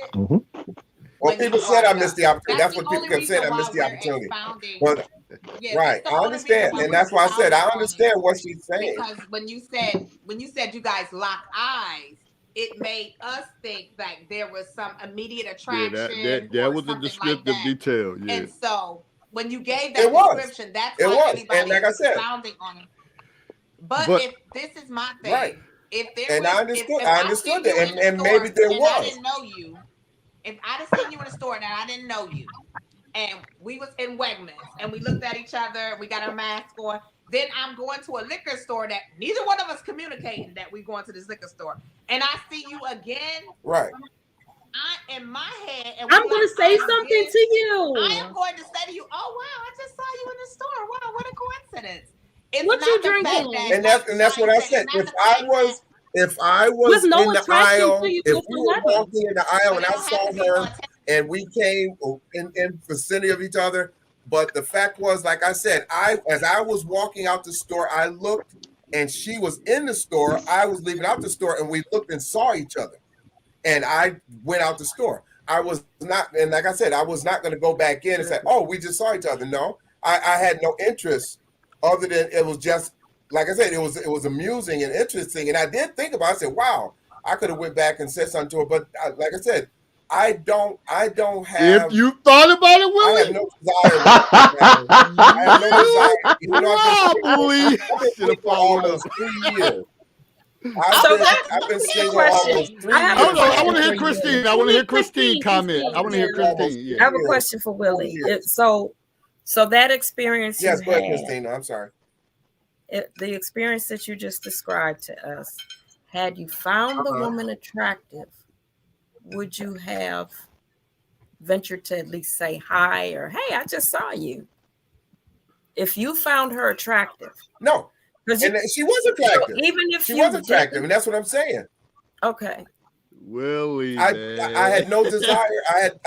I thought. So like you're just in a space where you just don't want to meet anybody. That's what caught my attention. Huh? So you're just in a space where you're in a space where you just don't want to meet anybody. I have no tolerance, and my tolerance right now. I've been single, and I told you the nonsense I went through for 3 years. So my tolerance right now and my desire to meet anyone, especially if it's not somebody I know, to hang out with people I know and friends and people I've got a relationship with, I have no desire whatsoever. And like I said, this is just me. It's just so you'll me. meet somebody through a mutual friend. Right now, if a mutual friend, you just said if you knew somebody. If I went somewhere, what you mean, like somebody tried to hook me up with somebody?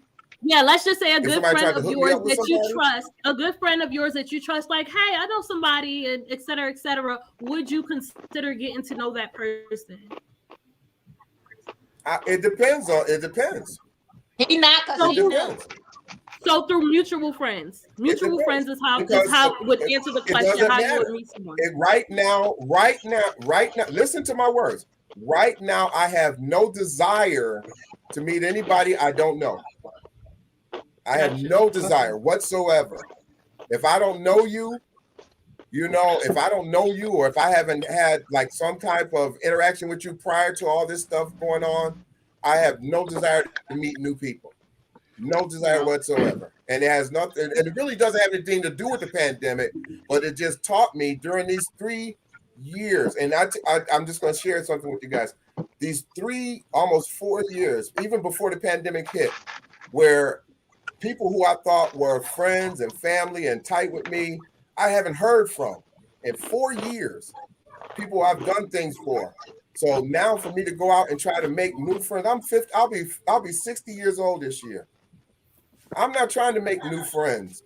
And if it's not somebody who I really have an interest in, and we're in a situation where I haven't met anybody like that. I haven't seen anybody. Like I said, the lady was very attractive. That's what caught my attention when she was attractive. And then the fact that I saw her twice, it made me think twice about maybe I should go back in there. But then I thought about it. I knew that I was not trying to be involved in a relationship. I wasn't trying to start a relationship. I wasn't going to put any time in to a relationship. So it made no sense for me to go in and waste her time. Got you.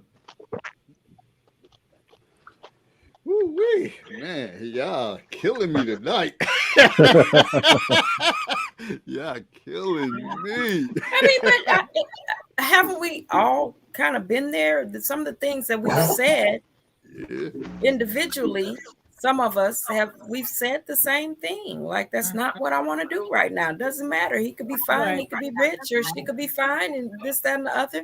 That's not what I'm into right now. I just need to be by myself. I need my own space right now. So I can respect that. And some of us sometimes stay in that place of what's familiar because we don't want to meet the new, because we don't want to deal with the new. We've all been, right. You know what I'm saying? And I get it. Like I said, I was always stumbling and confused when it stated like there was a eye attraction, and then you had a second thought. Right. He needed to clarify that. If you had a second thought, man, you should have been like, "Hey, how you doing? What you buying to drink?" You know what I'm saying? Like I said, if I would have been, you guys go speed dating? if I would have been in the store. No, and like I said, if I would have been in the store and turned around and she was right there in front of me, more than likely I probably would have said something. But like I said, I was checking out, leaving the store, and I turned and looked back in. Something made me look back in the store as I was leaving, and I saw her in the back aisle, and she turned and looked and saw me. And we just kind of looked at each other, and then I walked out the store. And like I said, it was a thought for a second that maybe I should go back in. At the same time, I knew I wasn't interested in trying to start a relationship with anybody. I wasn't going in there, trying to find out who she was and maybe we can get together or do anything. No desire whatsoever. I don't want to do that right now. I don't want to. Would anybody friends that I hang out with? I was going to. I was experience it. I was one of my Lakia. Whatever Lakia was doing, it was going to be speed dating with a twist. Yeah, I had to come with a great. That dating online is horrible. Yeah,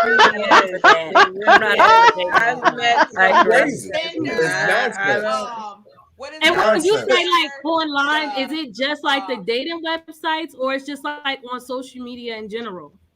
The speed dating usually is something that's set up, somebody set up, and then it's like a certain amount of minutes that you're having with each person.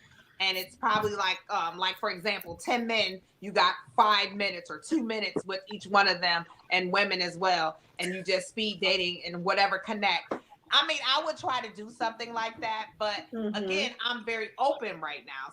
What if somebody slides in your DMs? Okay, so this is the thing. That DM stuff, I'm trying to get there. That DM stuff kind of takes me to the left sometimes, depending on how they come. Like if men come and they like, "Oh, you so sexy," you lost me right there. Right? Don't come at me. Yeah, because you don't know me. You don't know me. You know what I'm saying? And if you come like a gentleman, "Hi, beautiful. How are you? Nice to meet you. I see you all here." And then I'm a little stickler when somebody say, "Hey, how you doing? What's your name?" Ninja, you on my page. You know. Right.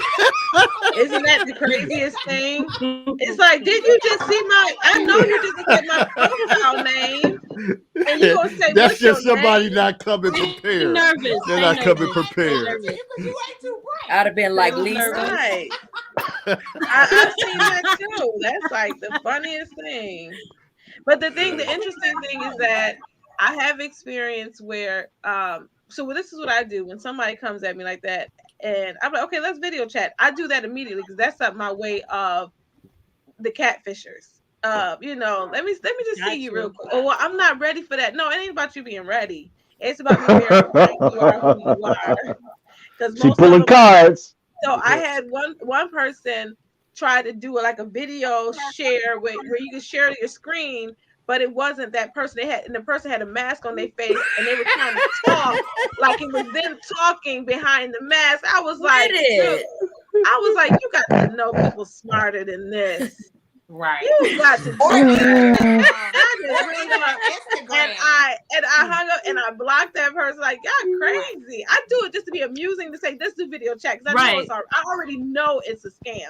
But I do it so they try to come up with some new ways to scam you. And I'm like, no, still ain't. Sorry, still ain't. Could you pay my rent?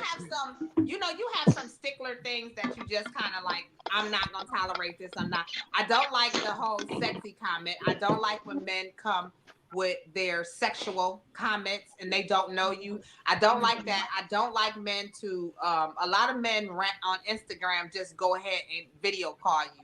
They don't do no introduction or nothing. They just start calling you video. I think that's inappropriate because you don't know me. And then I also don't like when men get on your social media and they comment on all your pictures. And they like, hey, beautiful. Oh, you look gorgeous in this picture. You don't did 900 pictures. So now I'm annoyed because I got like 900 notifications. Too many rules. Too many rules to the game. There's a lot of rules to the game. I'll be like, why is you doing all this? So now I'm going to block you, shut you down because now you almost on stalking bill. And that stalking is kind of weird to me. Yeah, so, truly. I have some gamers like, nah, I don't want to tolerate that. So the dating thing online for me is a no-no. I'm gonna say this, but I find a lot of foreigners on there that just run so much game. Right. I end up immediately asking them, I'm like, what country are you from? What language do you speak?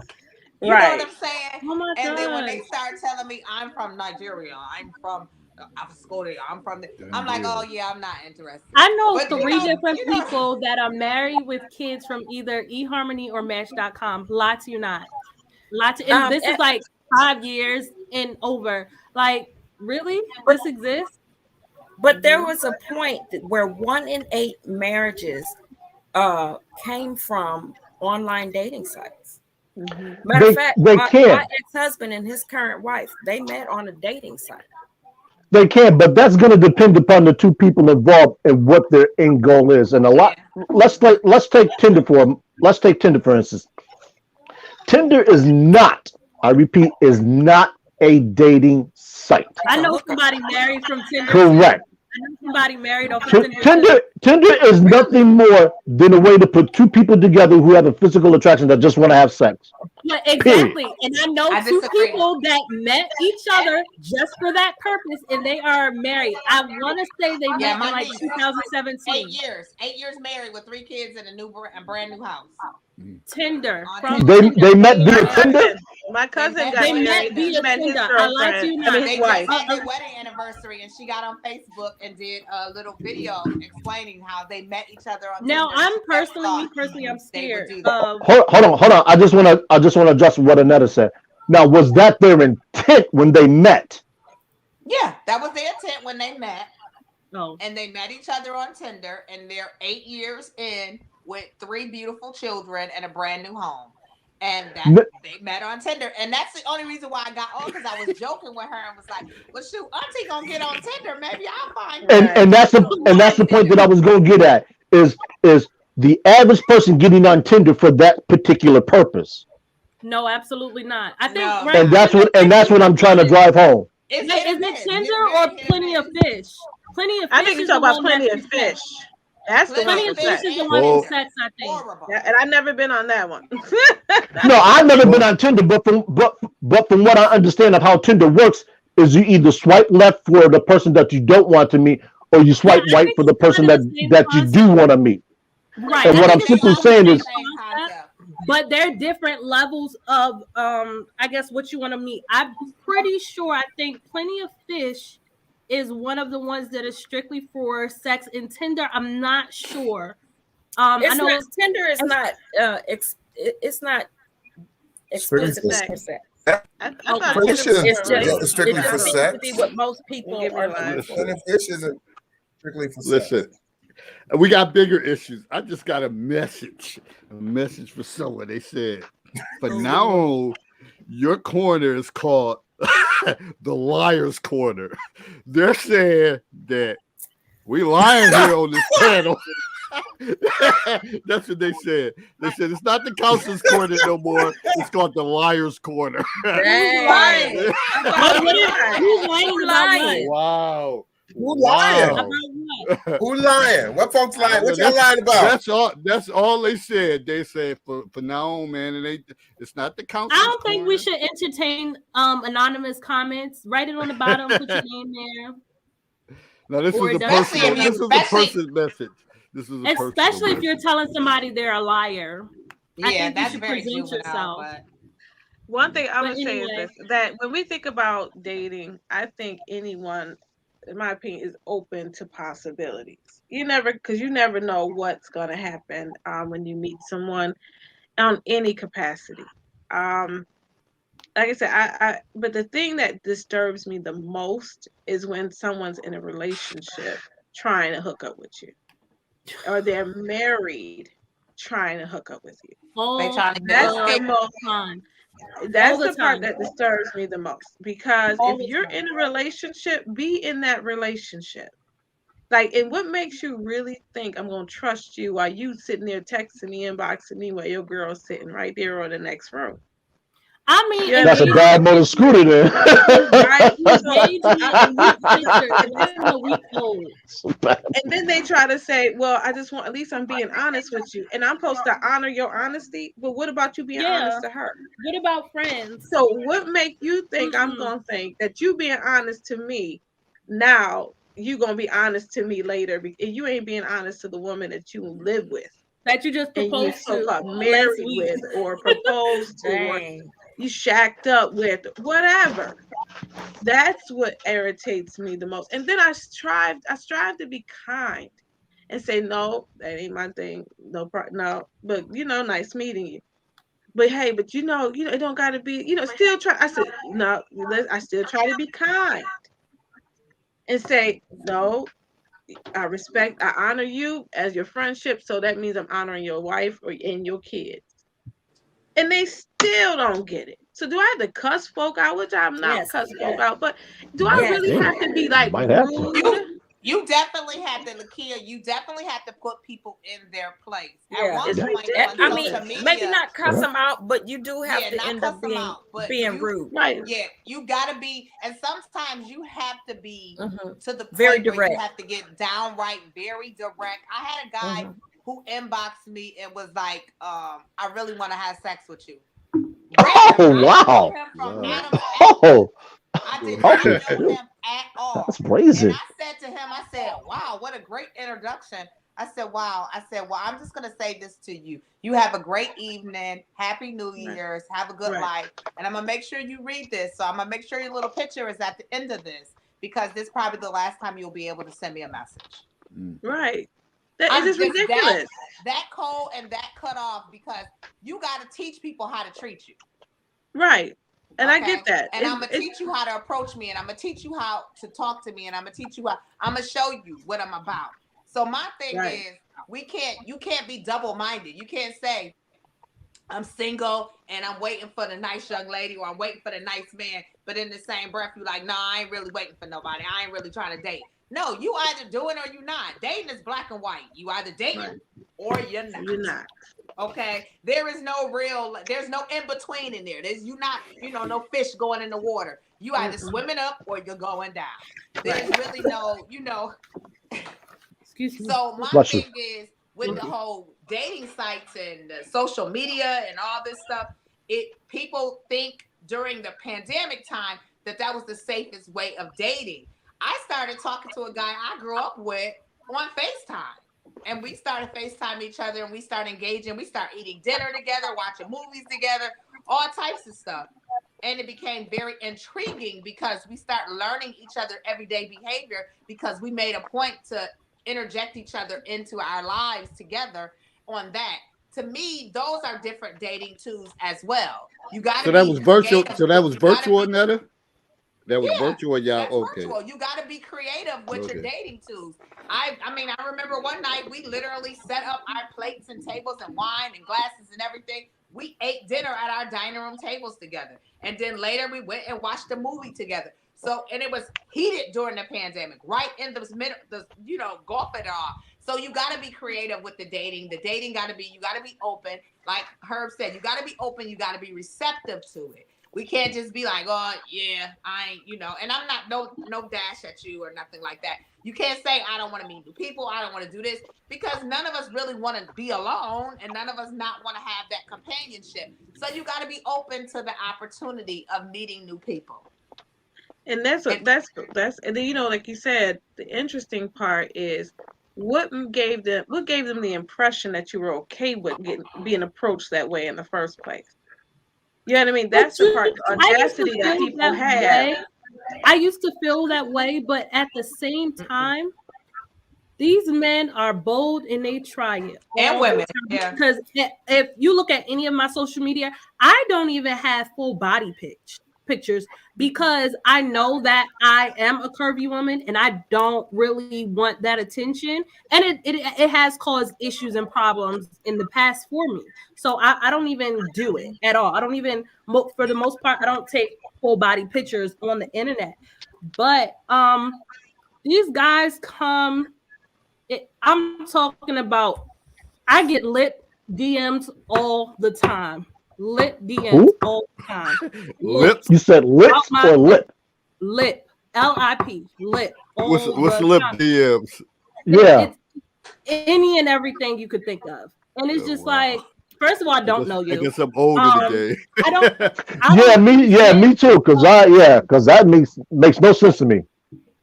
What you mean? She said her DM be hot. No, she said LIP, I thought, but lip. Oh, yeah, she said lips. Emojis with the tongues, the lips, and all that. No. What I'm saying is, I get DMs, messages with guys giving me compliments on my lips as a means to talk to me all the time, and it's just like I don't present myself that way. Right. It's not like I have kissing selfies or none of that stuff. So it's just like, it's not necessarily the way you present yourself, because a lot of the times I'm posting pictures of my kids and my flowers and that kind of stuff. So it's like, why would you even send me messages and immediately I don't even respond? Block. My block list is like, it goes for days and for days and for days. So it's really not even present yourself now. It's definitely not anything that you put yourself in a situation. Because Christina, I think Christina and Willie is probably the only one, Dave, the only one that's friends on my social media. My social media is questions, promoting my businesses, my jobs. Am I right, Christina? I'm always, so my stuff is words of encouragement. Yeah, so my stuff is not anything you would remotely think that a man would just come and put something random. You to put that is like, what? Right, like where is that coming from? But I'll put pictures on the ambulance. People are they gonna throw out any bone to see if you gonna catch it. Right. They gonna do anything to try to get your attention, and they don't know because they probably did it to 5 women and 3 bit. Right. And I was just about to say that when because I've had this opinion, like, who does that? Does that really work for you? And like somebody told me, well, yes, it does. It wasn't one of the people, but somebody I was just making that conversation with about men doing the boldest stuff in your inbox, or it's sometimes even in person. Just and you're like, well, why would they say that? Can that possibly be working for them? Yes, it does. And I just look at myself, I'm like, it does work for a lot of them. You know. There's a lot of women that's receptive to that type of behavior and comments. But they came from my friends list. Matt, just to reference a comment from Mad Dog, and he's actually correct when he says this. He says, I think men make those comments because they're relatively anonymous online and know they'll be rejected anyway, so they don't care to be vulgar. And that's I'll follow that up with saying there's some men that just simply flat out lack decorum, and they'll reveal that stuff to you, like Anetra said. Block. I just at my age and even when I was younger, there was just some things that I just simply just would not do. It was beneath me, and people would say, "Oh, you think you're too good for this, or you think you're too good for that?" And I reply, "Yes, I am. Thank you for recognition," because there's just some things that I just can't do, won't do. That's just a personal edict that I have. Like when I talk about me not addressing certain women, that's a personal edict that I have. So I don't care who you are, what ethnicity you are, what age. There's just some things that I'll see a female doing. I'm just like saying she's written off. Period. Right. People just, yo, man, your requirements are so stringent that you can't hope to meet anybody. Wrong. I can't hope to meet the wrong person, because if I'm busy getting rid of the wrong people, it makes it easier for me to make the right person, because I already know what my requirements are. And if that individual can fit in that narrow scope of those requirements, I don't have to worry about anything. And that's the problem with a lot of people have. They will entertain anything, and they're not strict enough to the point where they'll just see something that the person engages in, and they'll say, you know what, that's not even a red flag. That's a pull a trap door. Right. Whew, man. Well, one thing I want to say, as far as this, I mean, it depends. Like we all know, like it depends on what stage of the game you at, or how vested you are in trying to find someone. And you just have to basically you have to gauge it on that. Like I said, for me, I'm not like random people. I don't really approach like that, because relatively I'm quiet, kind of shy, whatever. And some of y'all might see me differently, but that's just not my approach unless I feel a level of comfortability. But I think for each individual who's, and not just talking about the panel, for people watching this, it depends on your level of comfort on how you want to meet people, or where you want to meet them at, that you're going to proceed to that. Because certainly not every place or every environment might not work. So if you've been basing your stuff on one environment, shit, we know that's that's the definition of insanity. If you keep doing the same thing, you're going to keep getting the same results. So sooner or later, you might have to change your environment and try something different. So it depends on each individual. So all of this stuff, it's good information. And I'm glad we're having this conversation to talk about it, so people can say, like, well, this is what I'm willing to do. I'm willing to step out and take this risk.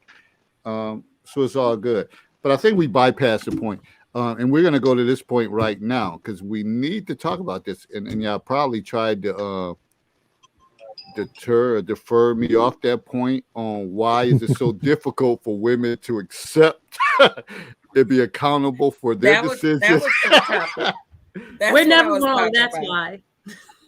And outcomes without blaming men. We're going to address that. We have to address that tonight. Why is that the case? Can you read that question again? Yeah, because I didn't understand it. Why is it so difficult for women to accept and be accountable for their decisions and outcomes without blaming men? Like usually women don't accept it, but they always have to. Somehow men are blamed for it, like some decisions they have made. And I know Annetta, can you give us an example of what type So of... why you gonna call me out? No, you didn't even let me finish. You had a look on your face, and I was going to address that. I wasn't even talking about this whole situation. You've been mad at me because since I said Anita earlier, you had it out for me. You done had a bunch of weeks though to get her name right. No, I only whatever. Right. Okay, so I just said right 3 times. I'm on mute. trying to instigate. Y'all want an example? I'm gonna let Big Bad Wolf give an example. I think that's a good. I think just take. I don't. Oh wait. Let me say this. I think there's times where that I may have blamed the guy for something. It's like, no, I'm not gonna be with him for this reason, that reason. And then I found myself doing those things I said I did not like him for. Does that make any sense? And then I was like, what would you think? Like, why did I tell him no when you doing the same thing he doing? Or, you know what I mean? So it was like, it was being premature. just trying to find something just to not accept that things could have worked out. Just saying, no, I'll just leave it, just kick the relationship to the curb because of my whatever reasons that I had. But sometimes you don't take responsibility. Sometimes we do. And for myself, sometimes I will blame the other person for why something didn't work or why something happened. And then later on realize I had put fuel to that fire, or I could have answered a certain way or acted a certain differently to keep things from escalating. At times, and then later on you realize, I'm like, oh well, it's over. It's over now. Got to move on. So I don't think that's necessarily true all the time, but sometimes it does happen. Big Bad Wolf, go ahead and give your perspective. Well, when this question was posed, it was posed with the perspective that you hear a lot of women, and I'm not pulling any gender, any demographic aside, but you hear a lot of women will say, if my father was in my life, or her mother will say, if your father was in your life, you'd have turned out differently. You wouldn't have had this problem, you wouldn't have had this problem, you wouldn't have had that problem. As opposed to the mother saying, I selected a bad man to bear his child. Or you know what? He told me I wasn't shit. I mean, he told me that he wasn't shit. His actions showed me he wasn't shit, and I still chose him. No, he's got 4 kids by 3 different women, and he roped me into it because he was talking sweet nothings when his actions have shown you that he's the complete opposite of what he's whispering in her ear. That's true. I got you. We have a lot of that nonsense, and what happens is once these women start to progress in age, they want to turn around and blame a lot of men for the decisions that they made that have put them in the situations so where they become bitter. So whether it's her brother didn't protect her, her uncle didn't do this, or whatever the case is, men seem to always be the focal point of a bad decision that a woman has made. And this is why you have an influx of men that are just saying that if you want to be an independent woman, then you have to accept all the things that come with being an independent woman. And we come back to that particular thing. And I said that so we understand why men get offended when they hear that, or some men get offended when they hear that, because you can't be independent but be unwilling to accept the repercussions that come with the independent mindset that a lot of women have. So if I'm married and I make mistakes, can I then blame my husband? No. Okay. Just wanted to get that clarification. Because you said the opportune pronoun. You said I, which denotes responsibility and accountability. If you make the error, then how do you blame someone else, whether it's male or female? And this is what men talk about when we talk about accountability among women. If a woman decides to go to a bar and she has one too many drinks, and she gets into what a man thinks is a consensual relationship or a consensual sex, she could turn around and cry rape. And no one wants to say what happened. But because she chose to drink one too many, it's his fault because he's got to know when to say when. Okay. This is why I think we have to stop at this point right here. Because to me, and I'm going to let you finish the rest of your statement. While that is a very, very true statement, we, and I'm saying both mothers and fathers, have to teach our children, especially our boys, if a woman is to that point, there's no need to pursue that. My boyfriend's kids are older, and I say this to them specifically. Never deal with starfish pussy, because that's when you get into those situations. And I do feel that I do have a responsibility to myself to stay safe and not to drink too much and to hold myself accountable for the decisions that I make. But we can't get into that. The woman is responsible, or whoever is the most sober is responsible. Because the same thing for a man. A man can have too many drinks and I could take advantage of him. And in that moment, I was wrong. But that can't be a narrative that we say is okay or is not okay or take sides for any person alike. We just have to be responsible as now and teach our kids not to take advantage of people under any circumstances. I don't care how attracted you are to that person. If the person that one too many, if you think that their judgment is a little kind of off, leave it alone. Leave it alone. Point blank, period. Now, as far as what you were saying about being in relationships and then having children from those relationships, and then when the kids grow up and maybe they're doing things that are not what you pictured your child doing, to blame the father because he's not there, or even if he is there, but it's his fault. If he wasn't like that, or if he was there, whatever, you wouldn't be this way. I agree with you there. There's several things about that. Number one, like you said, if all those red flags were there and you got with him anyway, that you walked into that eyes wide open and you're responsible. But we can have 2-parent households too, and we can give our kids the best situations, the best scenarios. We can take them to church every Sunday. We can put them on all the boards and all the teams and everything. Reality is our children are really going to do whatever they want to do. We just hope that they are the human beings that we raise them to be. We hope they turn out to be who we want them to be, or who they need to be, because there's some children that don't have good examples and they're completely turned off from what they grew up with, and they turn completely around and say, I'm going to be this person and not that person. Or you can have where you have the suburban thugs. They have every opportunity in the world and they decide they want to be the gangster that they see on TV. It's not that you didn't do your part as a parent. It's not that the father wasn't there. It wasn't that the mother wasn't present. It wasn't that there were opportunities. That child decided to go that way. Well, I'm not looking so much at the end result so much as I am looking at why or where the blame is being placed. That's what I'm focusing on, is where the blame is being placed, because more often than not, we never hear that your mother wasn't shit, but we always hear that your daddy wasn't shit. Shout out to Carlos Muhammad for the book. He has a pamphlet. If you haven't heard of it, search him out online, Facebook, and ask him for it. You don't hear that title about a women, but you hear it about men.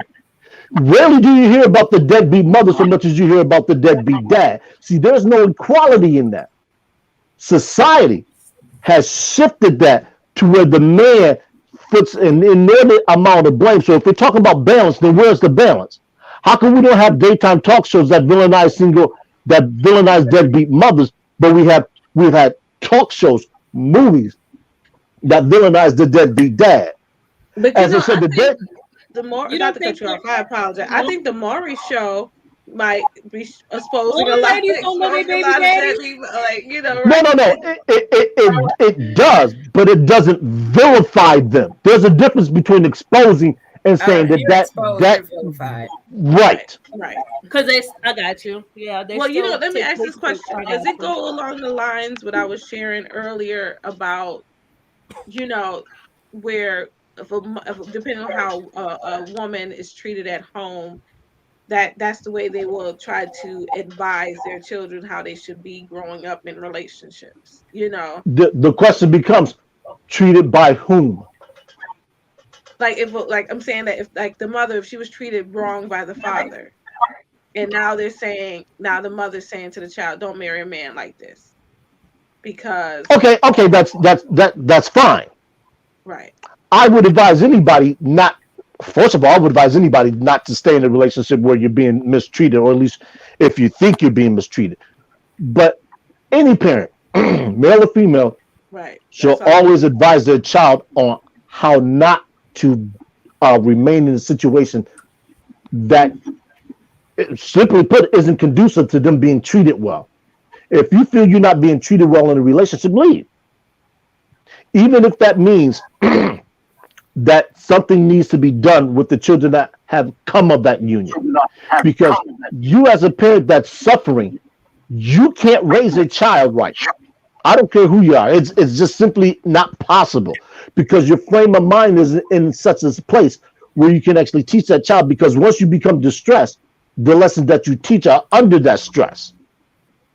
So if I'm in a situation where I'm compromised and I'm trying to assist somebody, how can I really assist them to the point that they need to be assisted if I'm not in that frame of mind? I can't advise them. It's like me being drunk trying to drive a car and somebody else is next to me saying, you know what, man, let me drive, when they had just as much to drink as I did. So neither one of us are really in the condition to be trying to advise the other person or do something. We have to get to a point where we're in a state of stasis to teach. Well, in cases like that, and I don't know if I misunderstood you, but sometimes with parenting and all that stuff, there is no perfect situation. Some of the situations is like fly-by situations. You adapt. I mean, you have your mother, father, or your grandparents teach you a certain way, but their way hasn't always been correct. So you don't know there's no perfect situation for that. Different outcomes can happen based on certain situations. So it's hard to kind of pinpoint any fault or blame on situations like, unless you keep doing the same thing over and over and over. Yeah, then that's different. You have some people that do that. Yeah, and that's what I was getting at. Like, take for instance, Future. We know Future has 8 kids or 9 kids by 8 different women. There is no way in the world that any woman with half a brain should want to deal with that guy for anything. Well, I don't. But I Why? can't totally agree with that. Right, I just totally can't agree with that. Yeah, but see, and therein lies the trap. Anybody that thinks that Future is worthy of dealing with for anything needs to have their head examined. The man has shown you by his actions that he ain't worth a goddamn. Why the hell would you want to deal with somebody that's worthless? The man is not a father to his children. His history of actions has shown you that he ain't shit. So why would a woman want to deal with a cat that ain't shit? Explain that to me. Make that make sense. Now you know what Sir Tice gonna say. Y'all need to quit using these damn entertainers, rappers, and all that with money. I mean, but there's basic men that have. Yeah, there are people. I know some. Yeah. I know some, but the reason why I use him is because he's known. I can't use the people that I know because they're not known to the panel and people who will listen to this at large. Yeah. Is I can't remember. I won't mispronounce the name. Is Anna Fix My Life? She had 3 guys on there who were responsible for like 60 some odd kids. Mm-hmm. It's there. So how does a I can only think loneliness. I can only. But you can be lonely when you have a child with them. I mean, but you know, look, if check this out, if he is, if he's a charmer, he's a slick talking charmer. He a player from the Himalayas. Okay, he coming at her with that, with the right talk. You know, I'm not saying that would be me. But I'm just trying, like you said, make it make sense. Because it's the only thing that I could imagine is that he has predatory behavior. So he can easily peep. I think it's the women that are predatory. That he can easily peep a woman that is vulnerable. I think it's the women that are predatory, especially when you're talking about entertainers, because they're looking for the money. But I'm not talking about entertainers. I'm talking about the average Joe. And I agree with you. I do agree with you, though, Shaughnessy, with these entertainers, because the attraction there is money. Right. And I don't need you, and I don't care that you're gonna be here or not. I'm gonna get with him, I'm gonna drop his baby. I don't care because I'm gonna get paid. This 10K child support a month is coming. So we're good. Yeah, it's still a come up. So yeah, right. I mean, you look at Nick Cannon, you look at Future. Yeah, I absolutely agree with you. But I'm talking about the average man that does not have those means. I'm saying more than likely he's got predatory behavior. He peeps that woman that is lonely. He peeps that she's holding up the whole show by herself, her family, what have you. And he's predatory. He comes to her like, I am the man. I can come into your life. I can be that leader that you need. You know, I can be the head of the family. I'm a family man. I love kids. I want marriage and a white picket fence, and everything he's saying is sounding good to her because it's everything she wants. But he knows exactly what she wants. He knows he has no intention of providing what she wants. He knows he can't even give her what she wants on his best day. But he knows the words to say. But the thing for me, the only difference between a man with that many children and a man that doesn't is that he just has the evidence of his treachery. But just because you don't have that many doesn't mean right. There's some men with no kids, and there's some men, right, that have one child and they're just as predatory as the one with which I agree, but to me, the one with 14 just got caught up and wasn't smart about his game. I don't want to keep saying it's the man's fault. Sometimes we have. But I'm not saying it's the man's fault. I'm saying that we're saying the exact doesn't opposite. want to look at those red flags because he's saying everything she wants to hear. Right. So it's still her responsibility. He doing what he came to do. Right. And the thing is that the deep part of this is that it's so many broken people that are attaching to broken people. Mm-hmm. So you have women that have not had a father in their life, so they're seeking for a man to fulfill a void. You have men who are used to taking care of women and being the rescuer, so then they get into these situations and they're looking for something that they unrealistically entangled themselves in. So now you're put in this situation where you got a baby by somebody who probably didn't have their mama around. So they don't really have any nurturing aspects or don't know how to be a mother. And so now you're trying to juggle having a relationship with somebody who may be mentally unstable. And then you have a lot of people out here who have mental issues that are not diagnosed. You have I 100% agree. You have a lot of people out here who have generational curses in their family of mental illness, rape, molestation, all types of stuff. So you are entangling with a lot of different battles and you don't know why. You know what I'm saying? Why you're tangling with them? Because I'm a firm believer. You normally attract the very thing that you try not to be. You know, I gotta say, for me, when I made the choice to date someone that had 9 children, okay, how many 6. How many kids? Children. He had 9. And the fact of the matter is, I felt like, why was I judging somebody? I have 6 kids. But how many mothers were there in between them? There were 9 mothers. Oh. Yes, 9 mothers. That's 9. And so I felt like I wasn't going to judge him because I had 6. I'm sorry, I'm judging. I'm just being honest. I'm being honest. Listen, did I have daddy issues? Yeah, I've had daddy issues, but that's not why I chose to be with him. It wasn't because I was lonely. No, I was chill. I was in a place where I was fine being by myself when I met him. I met him at a picnic. I'm minding my business.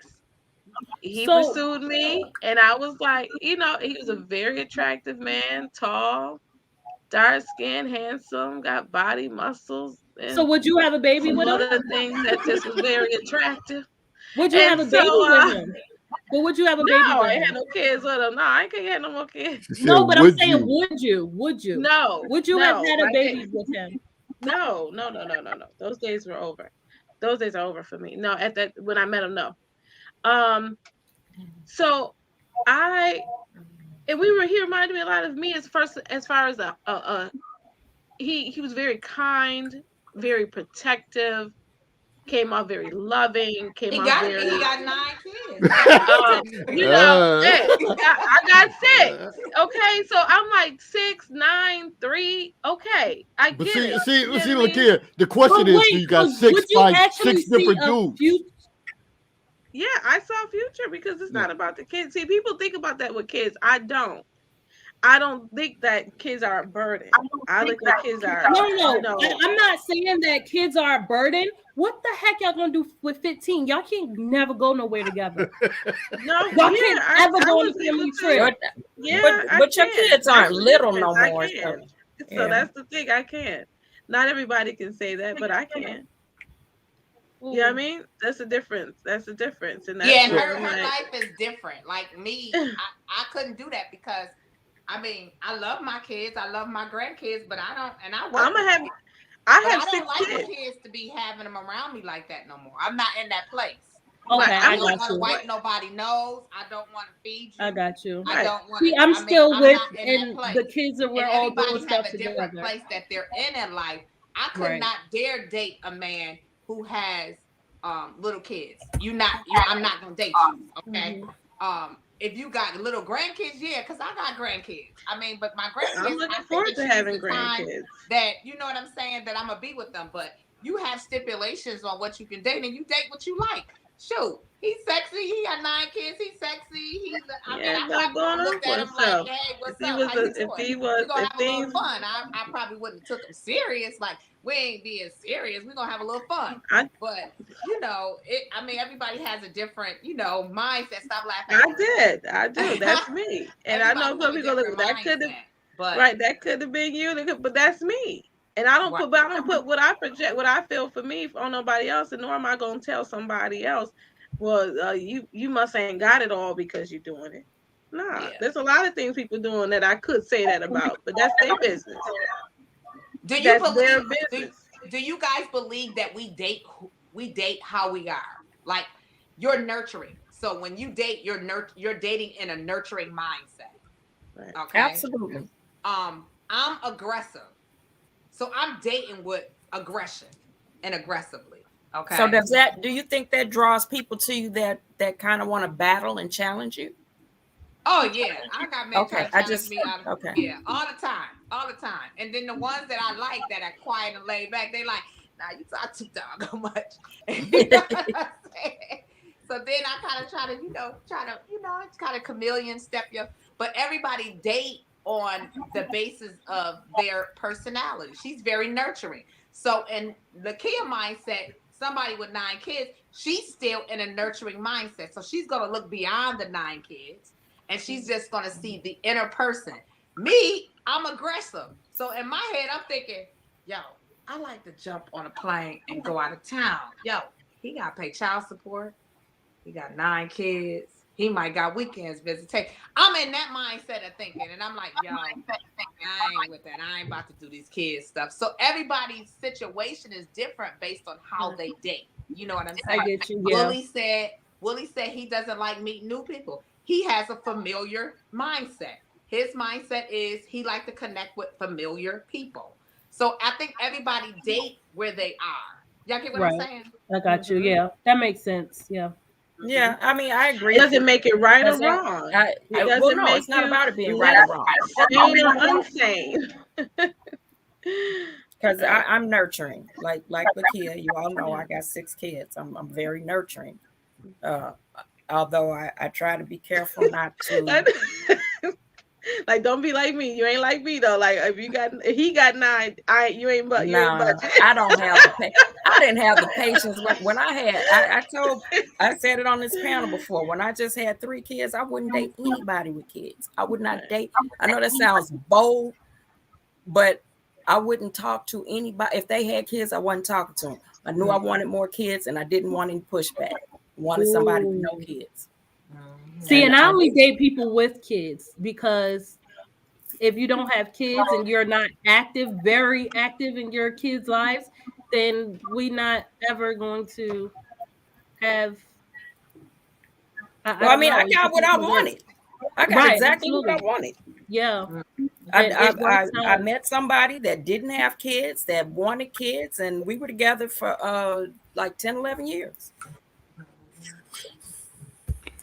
And I have 4 kids, and it was nothing but Jesus that gave me the nurturing inside of me. Because I mean, going in, I didn't want children, and I had kids, and when I had them, I was like, okay, I want kids now.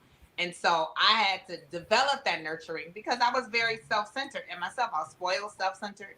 So my thing is that nurturing is there, but now I'm in this state of mind that I'm older now. I'm like, I don't pay my dues. I did my time. My kids are raised. They're doing wonderful. College, got jobs. So I'm like, I don't have to go back to that place. You know what I'm saying? Right. Where I'm back doing little babies or whatever like that. If I'm dating somebody, you got grandkids, we chilling, you want to take them to, I mean, I was dating somebody, we took them to the fair, take the grandkids to the fair. Okay, my max is 2 hours. I'm not gonna lie. Kids make me itch. My max is 2 hours. Okay. I can do an overnight here and there. And that only depends on the responsibility of the parents. So if you're if you're the grandmother, grandfather, and the parents, excuse my language, ain't shit, and it begins to be a bigger burden than what you think. Sometimes a man or a mother or a woman may say, I ain't signed up for all this, whatever. I didn't know that he was gonna have damn near full custody of these kids and all that stuff. So all of this stuff, it's open. Like it depends on the situation. But what I like to do is we bring it out and talk about these situations so people can know that, like, yo, nothing is locked in or it ain't no perfect situations or no scripted situations because everybody has a different tolerance levels dealing with this stuff. Yeah. I think I got lucky. I think I definitely got lucky. Right. Somebody said I'm nurturing, but I don't like kids. It's selective when dating someone who has a child. I can't stand no sassy back talking. That like kids, but if they act right around me, then most likely to be a big deal breaker. And I love my nieces and nephews, but I'm selective about kids in general. And everybody has their different scope of what they deal with. For some reason, when I date guys, they mothers get attached to me. I don't know why that happens. And then if I'm not seeing them no more, I still end up got the relationship with their mothers. That's more I did. I was just about to say I had that issue. Keep the enemies close. That's what that is. I've gotten older. I don't even think so. What'd you say? Keep the enemies close. It is bad. I don't know. I have that issue, and it's definitely become an issue. It's even become an issue in my relationship because my kid's grandmother calls me every day without fail, and she just it's to the point where she wants to be my partner now. She wants to be his friend too. Like, lady, like you gotta stop. You gotta stop. You have to stop. But I noticed that the reason why I'm like that because being raised around my grandparents and my older aunts and uncle, I like older people. And I like being around them. And I like listening to them. So I gravitate to older people. So I realized that, that I'm in that mindset. And I don't like I noticed something about me after my divorce. I don't like bad relationships. Right. So I don't like when I break up with somebody and it's toxic. I like to kind of like give them closure. I get closure. We kind of move in the aspect of we could still be cordial. We could still be friends. We could still, you know what I'm a stickler on that. Does it always happen? No, it doesn't always happen. But I'm always trying to force the peace, And so I noticed that about me as well. See, I think with my kids, I was young when I met my kid's father, and his mother, both our mothers died when we were 14. So wow. We were very close when we were together, and then it went through a period where I kind of backed up from the situation. No issue with her at all, and when I say y'all, she threw a fit. She came to my house. she tried to fight me and everything because she's like, you don't want to go to the mall with me no more. You don't want to. And I'm just like, I don't know what you expect from me. Like, I can't be. And it was to the point where, like, even his new girlfriend, she was trying to slight her for me. And it's like, no, you're creating issues that are not even there, like, at all. But it's still a battle till this day where I have to kind of separate or not answer the phone or answer and pass the kids the phone or something like that. And I'm like, at this point, you have my daughter now. So I know you don't have a daughter and your mom died when you were younger. You really like that daughter kind of feeling. But you have my daughter now. She's 5. She has her own iPad. She could FaceTime you. She could talk to you. And she does. And then she still want to talk to me. And I'm like, oh man, like, I don't know what to do. Like, I'm trying to not get rid of her because she's a nice person, but she's also messy. Like, it's a lot. It's a lot. The mothers are definitely a lot. All right.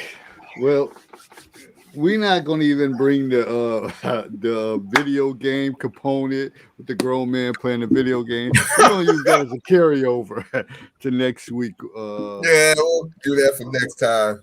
Yeah. We're going to get some closing comments and get out of here tonight. But, a lot was said. It's a lot. It always have your mind spinning, thinking like, oh, this is a talking point for the next show. And it's always a lot being said, a lot of differences, a lot deals with people's environments, how they were brought up, certain situations. But that's the whole point of it. Like, we never know, what we're dealing with because people have different situations. So there's no cookie cutter approach to any of this stuff. So we could present this one question and people could have multiple different experiences and they dead set on that. It could be a panel of 8 and 7 people agree and that one person could say, shit, that ain't my experience. That don't make them wrong. It's, we're just putting out that information. So we're going to close it out with closing comments. I will go first. In this era of life that we are currently in, sometimes opportunities will come masked to you.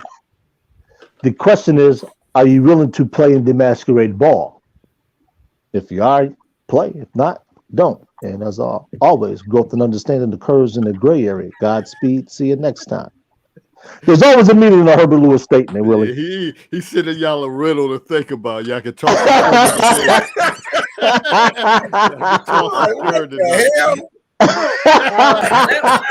think that was good, Herb. I think that was a good one. Actually, I like that.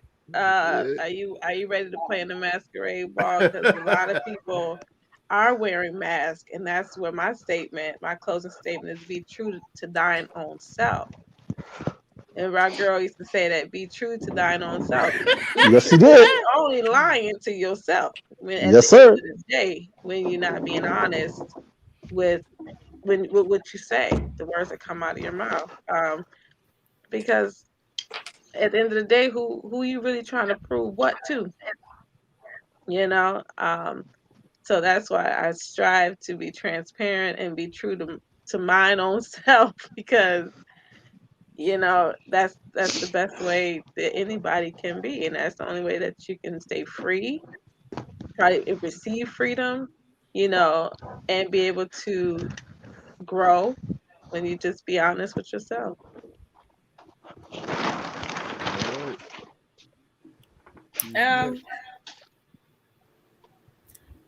I like to be true to your own self, but I just want to warn people: don't collect a pocket full of sunshine.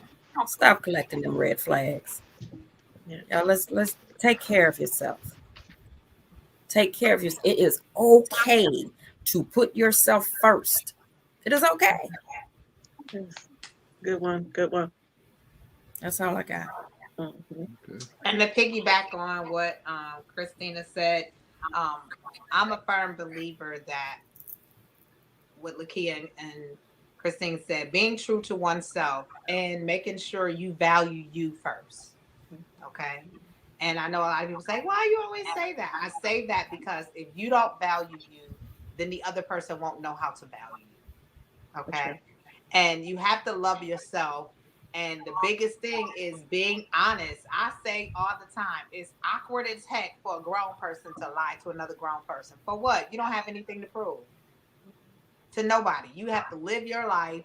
And the best thing you can do is learn how to do the airplane mode. Put oxygen on yourself before you try to oxygen anyone else. True. All right. You know, if I could just say something to that, ladies, I appreciate that. I was talking to my mentor today, and she told, you know, I know I'm too nice. I do. I know this. I'm trying to break free. and I am. I'm chipping away. I'm starting to hold my ground in something more so than I used to. But that's true. Yeah, I mean, it doesn't mean when you have kindness, you doesn't mean you allow people just to treat you or say any kind of thing to you. I don't know, Herb, if you remember that long time ago, I did share that I don't mind locker talk. Remember, Herb, you had talked about men having that locker room. What is that called? Conversation. Right. And I'm kind of like that. I allow people to be who they are. If it's locker room conversation, if it's, you know, whatever kind of conversation it is, I tend to be like, I laugh at it, I keep going and I move on. And I don't put judgment out there. And I think that is perceived the wrong way, as if I just allow anything to be said, because I allow people to be who they are. You understand what I'm saying? So, but even still in that, I need to find that space and that balance to say, okay, now you're gone too far. Yeah, I mean, because it's coming as a perception, as if I don't, maybe that I don't. I'm not saying this is what you guys' comments were saying, but it does come off with a perception that maybe I don't value myself enough to stop somebody from saying something that was off the cuff. I hate to say this, but Lakia, get uncomfortable with it. Get uncomfortable. Right. Get uncomfortable with it. I don't have a problem. It's not that I judge you because you talk this way. You know, if a man talks that way, it's not that I judge him because he talks that way. I'm just asking you, look, I don't like it. Please don't use that, you know, that verbiage, that way of talking around me. Right. It's okay to be uncomfortable with it. Get uncomfortable with it. Get uncomfortable to get comfortable. And another thing I just want to say to you, Nakia, we can't judge you. Because I'm not judging you. I think you're very sweet. Yes, all 7 of us on here got flaws. We're all flawed. You know, and I think that I can turn on you now. You know, I know we're all flawed, and we all got some, you know, things that we deal with. So nobody is on this panel to judge anyone. Everyone has different life experiences, different situations. I can't say how you do things is wrong. You can say how I do things is wrong. At the end of the day, we have our own lives to live. And we all going to have different experiences. I think you're sweet as pie. I don't know you personally, just from this time being here. And I think I have a very good perception of a person based on the heart of them. So I just think you're sweet as pie. But again, you're not going to be, you don't want to be aggressive as me. You know how many women tell me, girl, you too much. You don't want it, because I also have some things I say. I be like, oh, I shouldn't have said that. Right. You're going to think about what you say and kind of contemplate, oh, should I say this? Me, I'm like a running faucet. Once it's out, it's out. Okay, it's out there. Hey, somebody catch it. And I know this is closing comments, but this is just another piece of advice I want to give you. Think about your children and how somebody is treating you. How would you feel if they were treating one of your children that way? If it was that person being in a relationship with your child, you would probably look at it differently. True that. That's true. Yeah. So if you wouldn't find it acceptable for your child, it's not acceptable for you. Because I mean, like I said, I'm a very nurturing person. I got 6 kids. I've always been very sweet. I've definitely always had people try me because they see that in me. But it worked out because I had kids at 19. I had children. I found my voice. You know what I mean? Yes, those are the ones that try you the most. Yeah, but I found my voice. So I know I have to be all right to take good care of them. No, so if it's something that I wouldn't want for them, it's not anything I want for me, because you can't break me down and now I can't give the guidance and attention to because I know your kids are older, the guidance and attention that I want to give to my children, because I'm suffering because of how you're treating me. And that's what, not to make this about me, not to change like this close. I'm not going to try to do that. But the thing is, I can say about my kids, they're much more aggressive in that not letting that happen. And I think it's because I taught them not to, like, helped in not trying to, be that way. Absolutely. Or more so their dad. I give their dad more credit on that than me. He probably gave him more of that aggression than I did. But it's not that it's not in me. It is. I've just learned to just try to keep it on a more chill level. But that is true. I tell my girls all the time, they are so much more, and my boys do that. I see that in them. They're so much more no nonsense type folks than I am. I'm the one that's more, letting just stuff go off, roll off my shoulder. But then they're like, oh no, they don't go for it.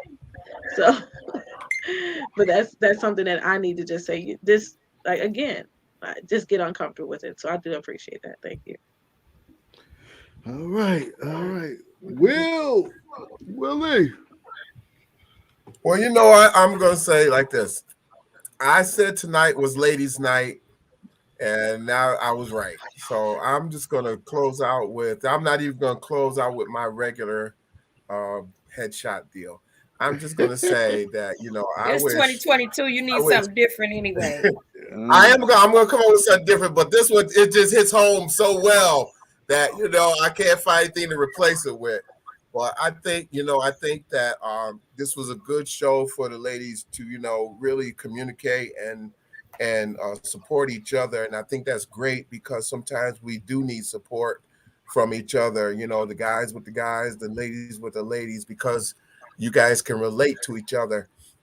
And sometimes you just need that support, and that encouragement when you're in a place where sometimes you just need somebody to encourage you. And so I said, earlier that tonight was ladies' night, and I'm just gonna say that, I wish everybody a great rest of week, and just be careful about them headshots still. But I'm gonna leave it at that. I couldn't help it. They're out there. They out there. I am gonna make it really quick. My closing comment would be, men and women alike, we both have to take accountability. That's it. That's all. Once we both start taking accountability, I think it would push everybody forward. What the hell Herbert doing, man? What the hell are you doing? Chicken on this George Foreman. Playing with that cat. Yeah, this guy got a cat on the grill. Oh my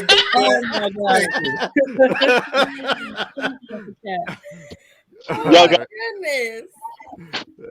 This guy. All right, my closing comment is, you already know. You never know what to expect. We never know what somebody trigger points is. We put these talking points out there, and we roll with it. And he dropped it. Yeah, he tearing up shit now.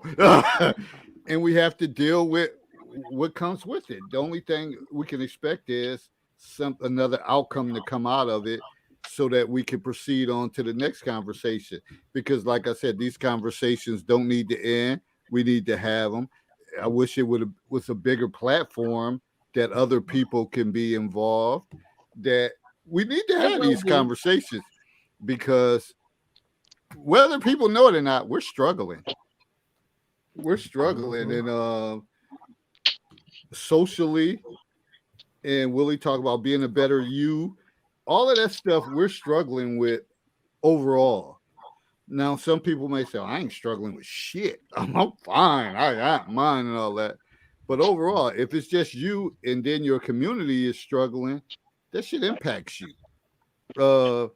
Because you could get caught up in crossfire. So we have to keep having these conversations, keep talking, keep building, invite other people to the platform, and let's just keep talking. And hopefully one of these days we can all be together in person. That's what I would like for us all to be together in always person. talk about getting together. And sing Kumbaya.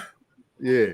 And we just have a good time, a weekend or something, and just have fun. Because that would bring great roast closure, marshmallows. Whatever we have to do. Yeah. Now we got somebody. We got somebody. We got somebody trolling. Whatever. This is what happens. Whatever. Yeah. You know you're doing something right when you have people coming in with some Nazi type shit. Whatever. But we about to close it out so they could go. They could go play pocket pool or whatever they need to do somewhere else because they need some attention. Yeah, we out. Thank you, everybody. I want to thank everybody for joining. Everybody commenting. Thanks to Pan or whatever.